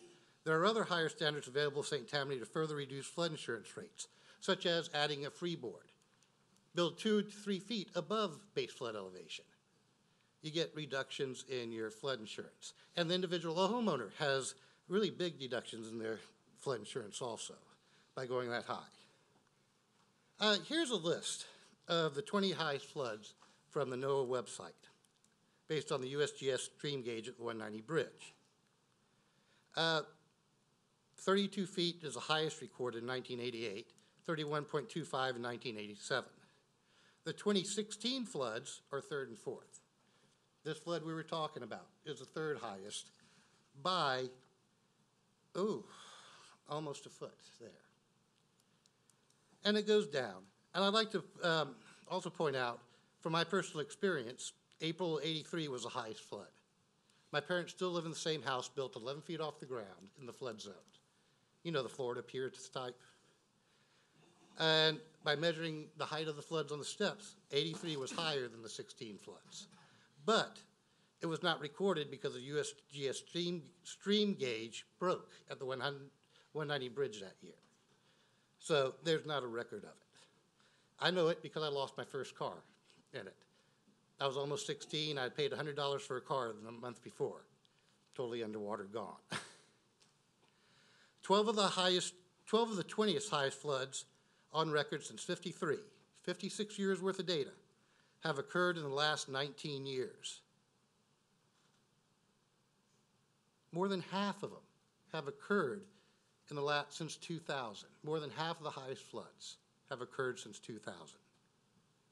And it was in 2000 and soon after that the area along the Tchefuncte River really started being developed with new subdivisions. Also, I'd like to point out that up until 2007, the parish ordinance stated there was no planned unit developments allowed in flood hazard areas. And that was changed by parish council rules in May of 2007 to allow PUDs in the flood hazard areas. And I understand it. It was after Katrina. Lots and lots of people were over here. Where are we going to put all of them? But it might be time to revisit that again. Now, the FEMA flood insurance study used the May 3rd, 1953 flood as a flood of record to determine the base flood elevation. And again, there have been 5 floods that have exceeded this. since, really, it looks like since 1983. Now, here's some newer subdivisions, all built since 2000. This is Penn Mill Lakes, March 12th, 2016. Now, if you look at that picture on the left, tell me, is that resident really going to want a subdivision that stands a chance of raising the flood elevation here 2 or 3 inches? That's redoing carpets right there. And every foot you add to a flood height elevation costs tens of thousands of dollars more for the homeowner to fix it. And this picture on the right is looking down Lakeview Drive in Penn Mill Lake subdivision in the March 12, 2016. People walking down it knee deep in water. And this was supposedly built to base flood elevation. Here's the Gottschall Road on the left, March 2016. Again, see how close that water is to going in that house? And this was not our highest flood we've ever had. Tuscany West, another new subdivision since 2000 on the right. And again, the houses didn't particularly flood. I'm not sure if any houses did or not. I put out a request for pictures on Facebook. These are what I got back. Here is Tantilla Ranch Road, where a bunch of, really near where several of these subdivisions want to go in. The first one is from the back of the Army truck that evacuated people. Imagine the cost. Well, you on the parish council probably understand the cost of having all the emergency people out there, taking out residents when the streets flood. And this area flooded again in August 2016. And actually the whole of 1077 from Goodby north, I'm not sure quite how far north, but for miles was underwater. You couldn't drive in or out for a couple days. Here's Countryside Gardens. And again, the houses are up, but this wasn't our highest flood either. Imagine another foot. Another 1.5 feet is possible here. We just don't know because we haven't had the data that we have today when they came up with the studies. Here's Prudent Creek subdivision. In March 2016, it was under construction. I know it's not the best picture, but you can make out the light poles and stuff in the background. They already had the roads in at this point, all underwater. I was told I was using fear tactics when I talked about this in the Planning Commission. Then just this past December 28th, we had a moderate flood. Wasn't even a major flood. It topped out right over 27 feet. And yet they have residents still can't get out of their homes in Prudent Creek subdivision. 27 feet. That's 5 feet lower than the 1988 flood. 5 more feet, looks to me like they're probably going to have water in their homes if we get that. And this has happened multiple times in the past 40 years. And my last slide, this is actually the new FEMA estimated base flood elevations. They're working on their new FEMA flood insurance study. And I'm hoping it comes out within the next year. I'm not sure what the timeline is. But that's actually the inundation expected for St. Tammany Parish in a 100-year flood. There's a lot. I mean, can you imagine building out St. Tammany Parish and filling it all in, putting all these houses on fill? How's all that water going to get to Lake Pontchartrain? Are we going to end up like Kenner, where everybody gets to replace their carpets every 5 years because of flooding? And I bring this up because we really need to discuss more than just this 6066 ordinance. We need to discuss building raised houses on piers so floodwaters can go under it, and so forth and so on. And this is one of the things I'm hoping that this committee will reach into or morph into, is a full view of all of our flood hazard ordinances. Thank you very much. Thank you. Thank you, sir. Okay. Go ahead, Mark. Just now. So all the area that's in purple is considered That's flood gonna be, zone in the new mapping? that's where, they haven't finished it all yet, that I know, but this is a preliminary, map that they've put out. And you can find it, I can send that website to everybody. Good, yeah. I was looking for it on FEMA, it's not on FEMA's website, it's on the USGS website. So I had a really hard time finding it. Had some help through some, floodplain manager friends on finding it. So we all need to move to Bush. Yeah, I don't know about that. I like being near the big water and being able to catch a redfish or speckled trout myself. So I just wanted to point out where we stand as a parish with our flood hazard area right now. Thank you. Thank you. Sure. Paul? I just had a question for Sydney and Jay with regards to the FEMA maps. Can you clarify, are we still using the 1979 maps, or are we utilizing the new maps that have been out but not formally adopted yet? We actually utilize both more restrictive covenants. Okay. And in addition to that, it was item number 4 that you brought up about utilizing old lines. We also have areas of special concern and critical drainage areas in which we expanded those FEMA flood zones into areas that we know we have problems in.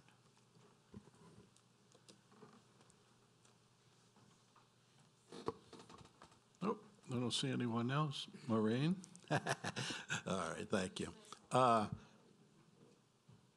guess what we'll do now is we'll consider the ordinance as Paul hit right on the head there. I have an amendment, but before I get to that amendment, I'm going to go back to what I said, what I mentioned at the first meeting when I looked and watched the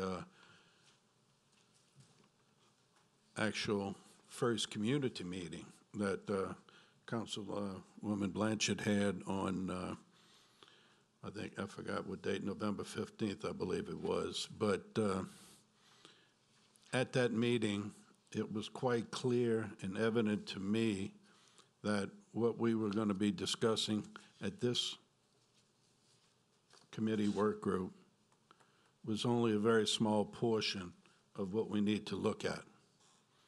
And I think that's what Mr. Allen said a few minutes ago, and I couldn't agree more. But nevertheless, we are, as I mentioned at our first meeting, we are charged with looking at the ordinance and looking at the amendment to the ordinance, and whether or not we were going to agree with the amendment to the ordinance.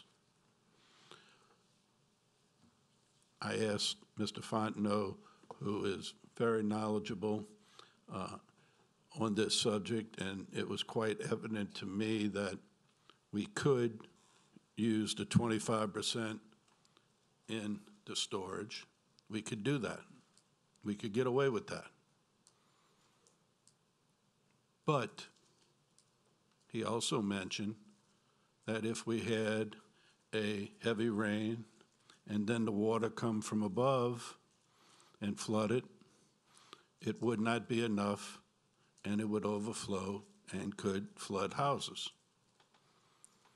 I also said, and I know everyone in this work group believes that we're trying to keep every citizen from flooding, and that's a difficult thing. But for me, at this time sitting here, when I hear that, I should look at it and try to figure a way that we can eliminate or check that one off the box. Not saying we check it off the box and throw the box away, but we take that one check and we move forward.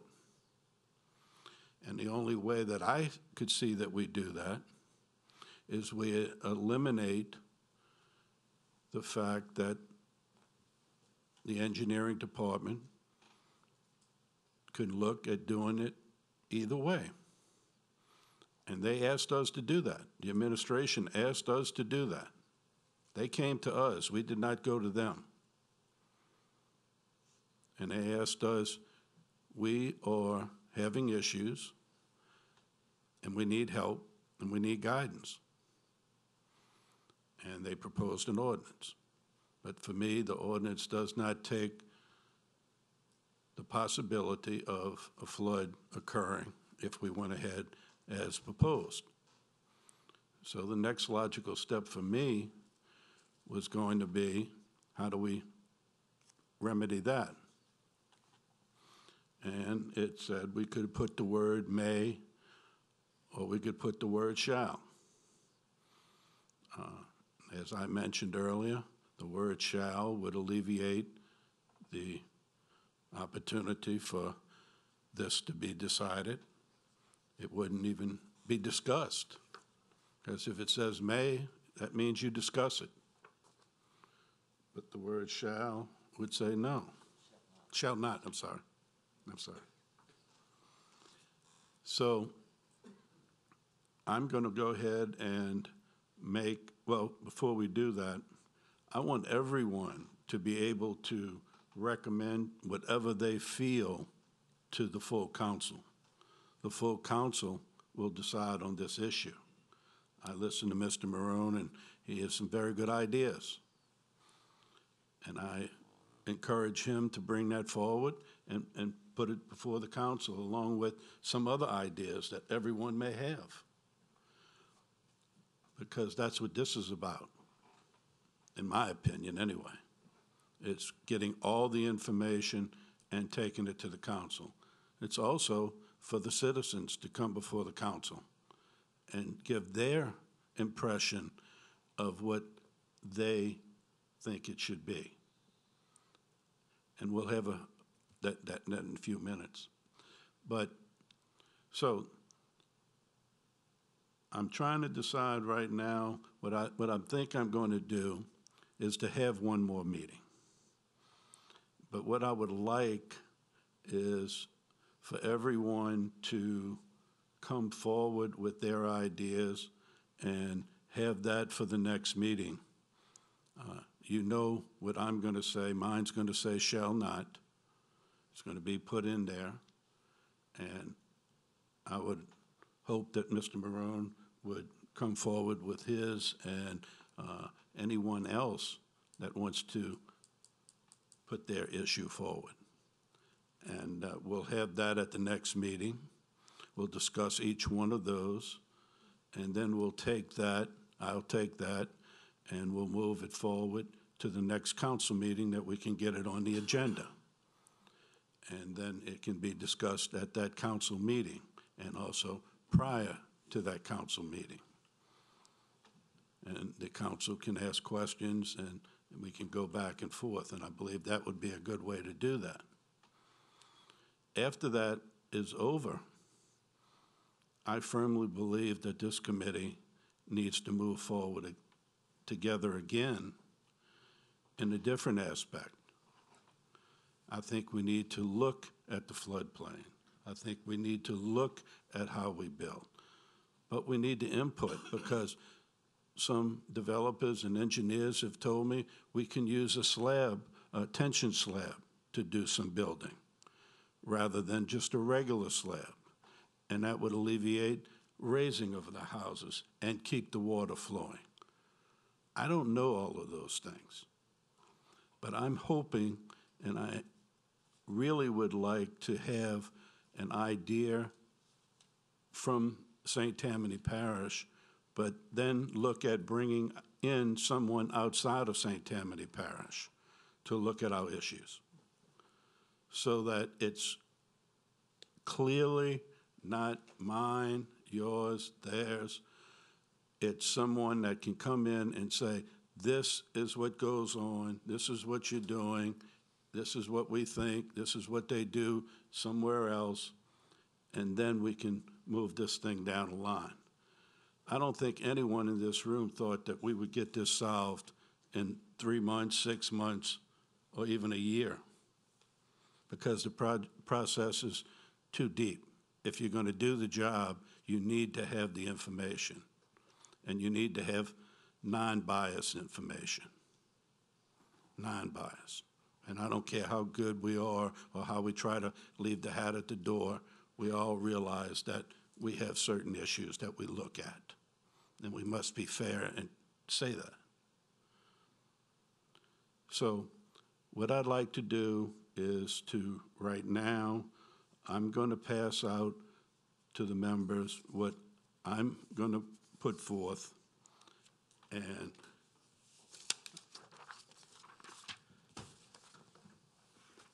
I will just basically read it, and then there's some members that wish to speak. I'm not going to ask for a second.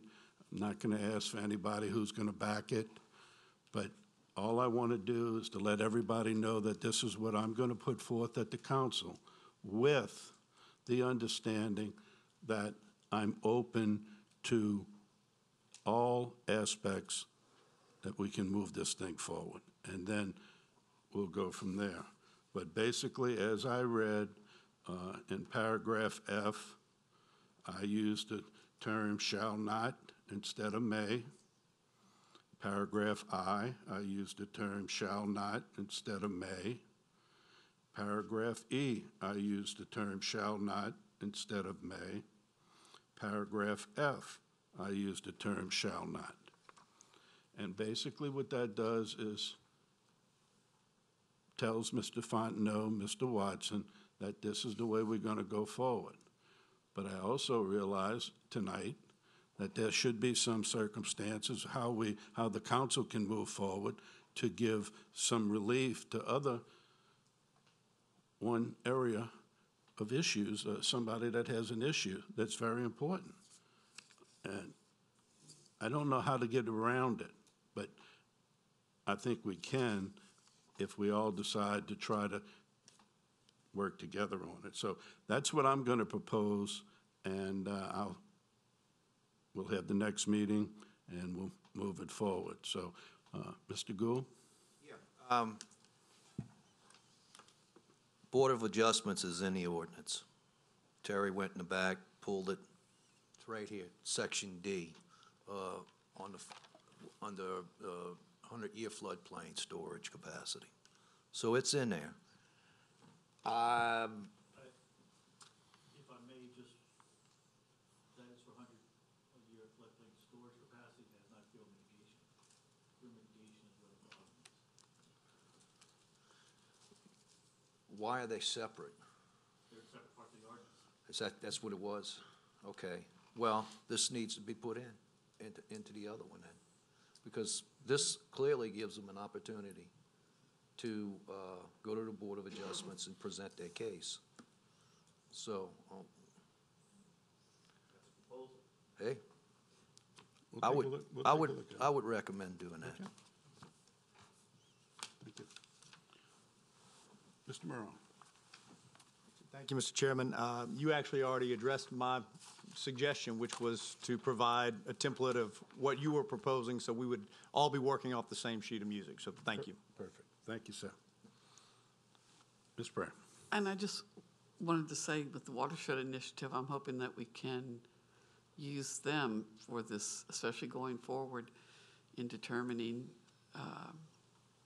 I'm just thinking if we can get their expertise, talking about having outside expertise to help us determine things, since they're doing the studies in Louisiana, and I'm hoping we can encourage them.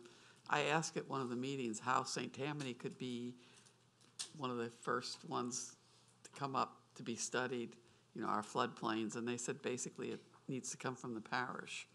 So I'm hoping that the parish council and, president can push that at the Watershed Initiative to get St. Tammany in there and get some help here from them.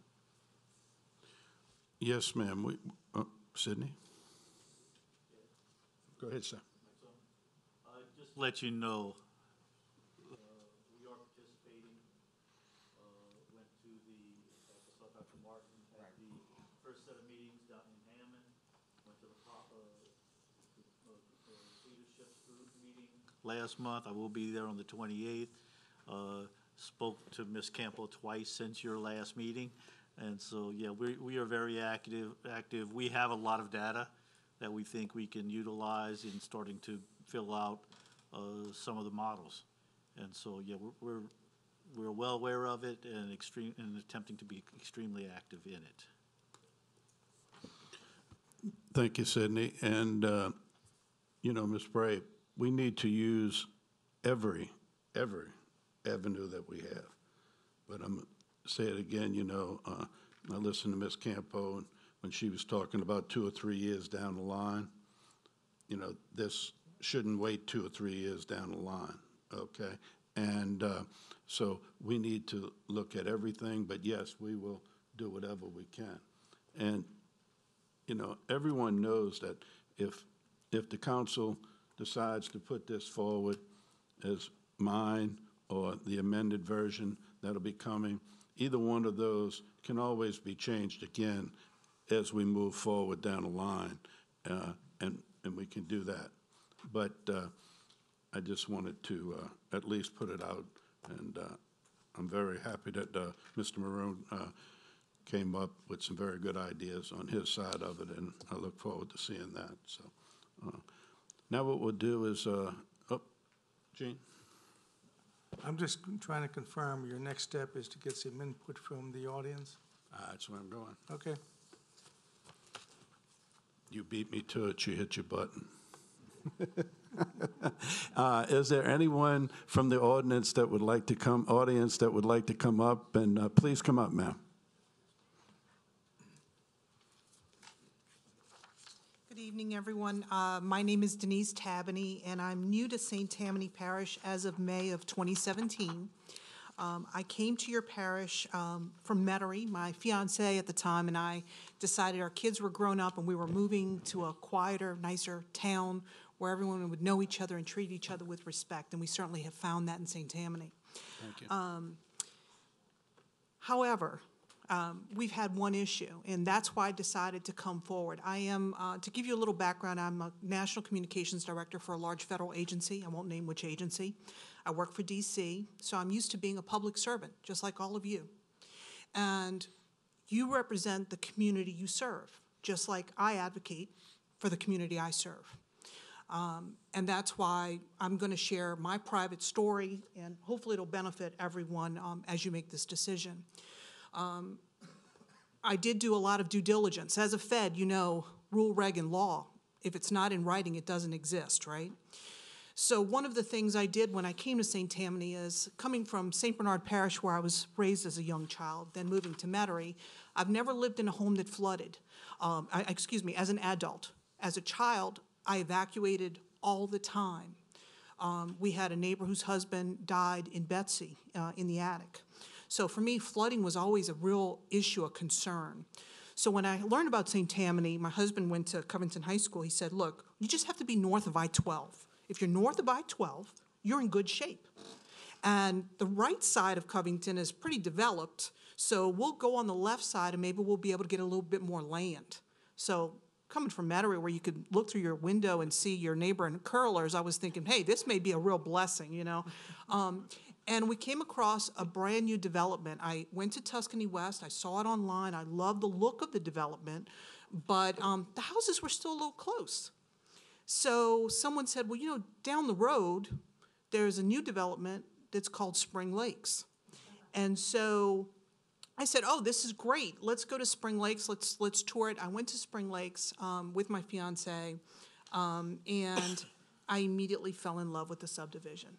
Coming again from such a tight little area to so much space, it was exactly what I had always wanted. And with our kids grown, it was going to be where we were going to retire, live out our lives, and enjoy this great community. Due diligence. Well, I asked the realtor, how do you guys, I know that there was something that happened in Covington, there were floods or something in Covington. How was this area impacted? And the realtor who worked for DSLD, this was not my realtor, this was the builder's realtor, said to me, oh, well, yeah, there was some flooding in this area, but and this was only after I asked her. This was not volunteered the first time I met with her. It was after I asked her. She said, but the good news is what DSLD did was they elevated the lots. There was one house that was flooded. DSLD bought it back from the original buyer. This was the very first buyer that ever bought a house in Spring Lakes. His name was Mr. Meese and his wife. They bought it back, and they let them get a house on the same development, but across the lake. On a higher elevation. And I said, well, when you say they elevated the lots, what does that mean? She said, oh, well, what they did was they brought in enough dirt to make sure that if it flooded again, we wouldn't have the same problems. Additionally, we work with the parish because the parish was having issues with drainage on the roads. Now understand, I don't know Tantella. I don't know 1077. I don't know what any of this stuff is. I'm just hearing from her that St. Tammany Parish was involved in helping to dig out these drains or whatever along the roads, that culverts were installed, and that DSLD had invested thousands of dollars in additional drainage inside of Spring Lakes, okay? So in my mind, I'm thinking, okay, well, that's good. So I should be okay. I mean, there shouldn't be any problem here with this assurance. But something in the back of my head kept bothering me about this Mr. Meese story. When they say they elevated the lot, what did that mean? Was it a foot? Was it an inch? What was elevation to them? And so I went back to the realtor. And at this point, I'm already pre-approved for my loan with DSLD. I go back to the realtor and I said, you know what? I'm a little anal about this. Can you guys put something in writing for me? I want something in writing that says that lot 40, which is the property I was looking at, was not flooded and that was in fact raised. So I didn't know how this committee works, so I'm sorry I didn't bring copies, so I'll share, but it's only 2 sentences. So I asked her several times, in an email she said, I confirm with the superintendent that the home was built at a higher elevation than the other homes. Only lot 39, 22, and 21 were affected. Every house after was built at a higher elevation. So I called Katie Moore and I said, wait a second, I was told only one house flooded. She goes, yeah, the other houses had something called seepage. That's where we do a little bit of remediation, but they don't have to take the drywall out of the walls. And I said, well, where are those homes in proximity? She said, well, you're lot 40. This is lot 20 and 21, so you're fine. So I contacted the mortgage originator, who is also with DSLD. And Kelly Burns says to me, I called her and I said, Kelly, I'm concerned about what's going on with Spring Lakes. I'm asking her to put something in writing. She's giving me something in email, but she's not willing to give me something from DSLD, because I don't want it from a realtor who works for them. This was a young girl, hadn't been with the development very long. So Kelly says, well, what's the issue? I said, well, we looked at houses in Weston Glen. We looked at some houses in Heritage Heights, which is a beautiful area in Covington. I just want to make sure, can I move this loan somewhere else? And she says, you need to let Katie know you're having second thoughts. And I'm thinking, why is the loan originator telling me that I need to get in touch with the realtor for DSLD? I'm asking a finance question. Lo and behold, within an hour of my call to Kelly Burns, I received an email from DSLD with a letter with a signature. And let me read it to you. It's 2 lines. It says, and I'm sorry, I got to put on my glasses. I'm also turning 50 soon. DSLD Homes, LLC, certifies that lot number 40, Spring Lake Subdivision, Parish of St. Tammany, Louisiana, was not ever affected by the flooding events in March or August of 2016, and the base flood elevation for this property was raised to approximately 44 feet. You know what, guys, I got that and I thought, they're putting it in writing, rule, reg, and law, we're good. I closed on that house on May 25th, 2017, and I have enjoyed living there until December 29th of 2018. I'm part of the Goodby Facebook Association, and I see all these comments about, hey, did you get your tanks filled, or is anyone moving their cars to the Target parking lot? And I'm thinking, why is everyone freaking out about the river coming up? You know, this isn't a major event. This isn't like a hurricane or a storm, which is what I think of when coming from St. Bernard is what's coming up from the coast. It's not really, and my friend tags me in a video, and she says, Denise, you ought to And it was, and that's how they got this video. She found it by accident. She says, you need to look at this video. And it was the video that you all saw at your last meeting. I want to say that I felt like I had been kicked in the stomach when I saw this video. Because here is one little screenshot, and it's hard for y'all to see, and you could pass it around. The home that you see there is my house completely surrounded in water. So, as public servants, I say to you this. You rely on the word of the developer, and you brought up a really good point. Because on for New Year's Eve, when everyone was having a good time, I was thinking about the fact that I bought this house with that extra suite for my elderly father, that I had put an additional $25,000 into the home above the $340,000 that I had spent on it to retire to. That it would be compliant, poured concrete slabs for wheelchair access and ramps, did the awnings, all the things I did to get this forever home ready for us, to realize that I cannot be in an area where I cannot evacuate my father, my husband, who is a disabled veteran. What am I going to do?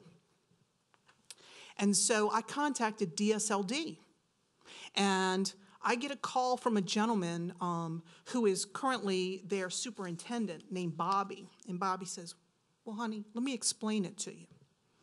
And I said, first off, you do not understand who's on the other side of this call. I grew up in construction. I grew up with a father who's an erection specialist of metal fabrication buildings in commercial and residential applications. I said, I want to know, when I received a certification, when you certify something, you're not estimating, you're not guessing, you're swearing it is so. And I said, so I received a certification that lot 40 was not ever affected. Here are these photos. And he said, you need to send me this video. I don't know what video you're talking about. So I don't think DSLD was aware that this gentleman had taken this drone video footage of this flood event at that point. I sent the screen grabs. He's on the phone with me, and he explained to me that, okay, maybe there was water that got up 2 or 3 bricks all the way around the house. But it still doesn't necessarily mean it was affected, because they didn't have to replace the drywall. And I explained to him that if he had said to me, as full disclosure is required by law in real estate transactions, or the realtor had said, listen, the neighborhood did flood. The good news is that house you want to buy didn't get the drywall replaced, but the water was up to the bricks, and you and your Prius and your dad in his vehicle with his ramp for his wheelchair won't be able to get out of your neighborhood for 3 or 4 days. Do you honestly think I wouldn't have taken my pre-approved loan and just lived somewhere else? And then on Facebook, my great community is saying, I wonder if those people in Spring Lakes knew. Did anyone bother to ask? What more?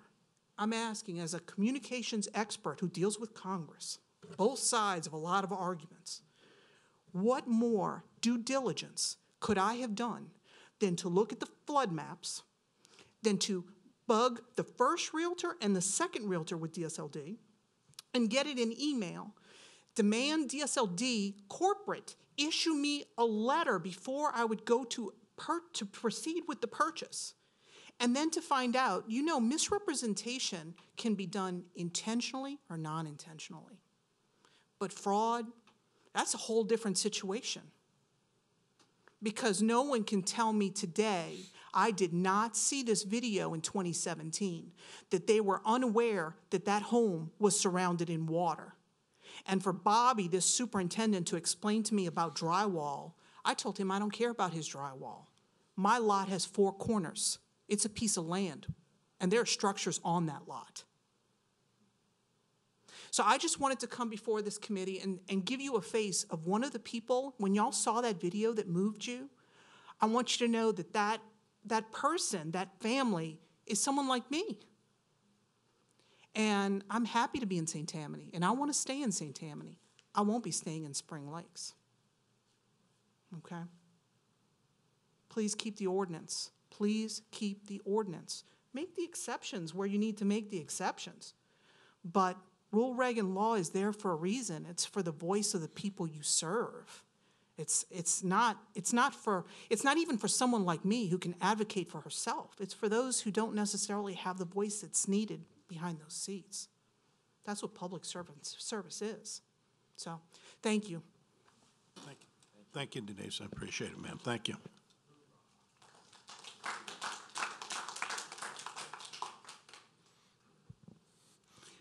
Anyone else?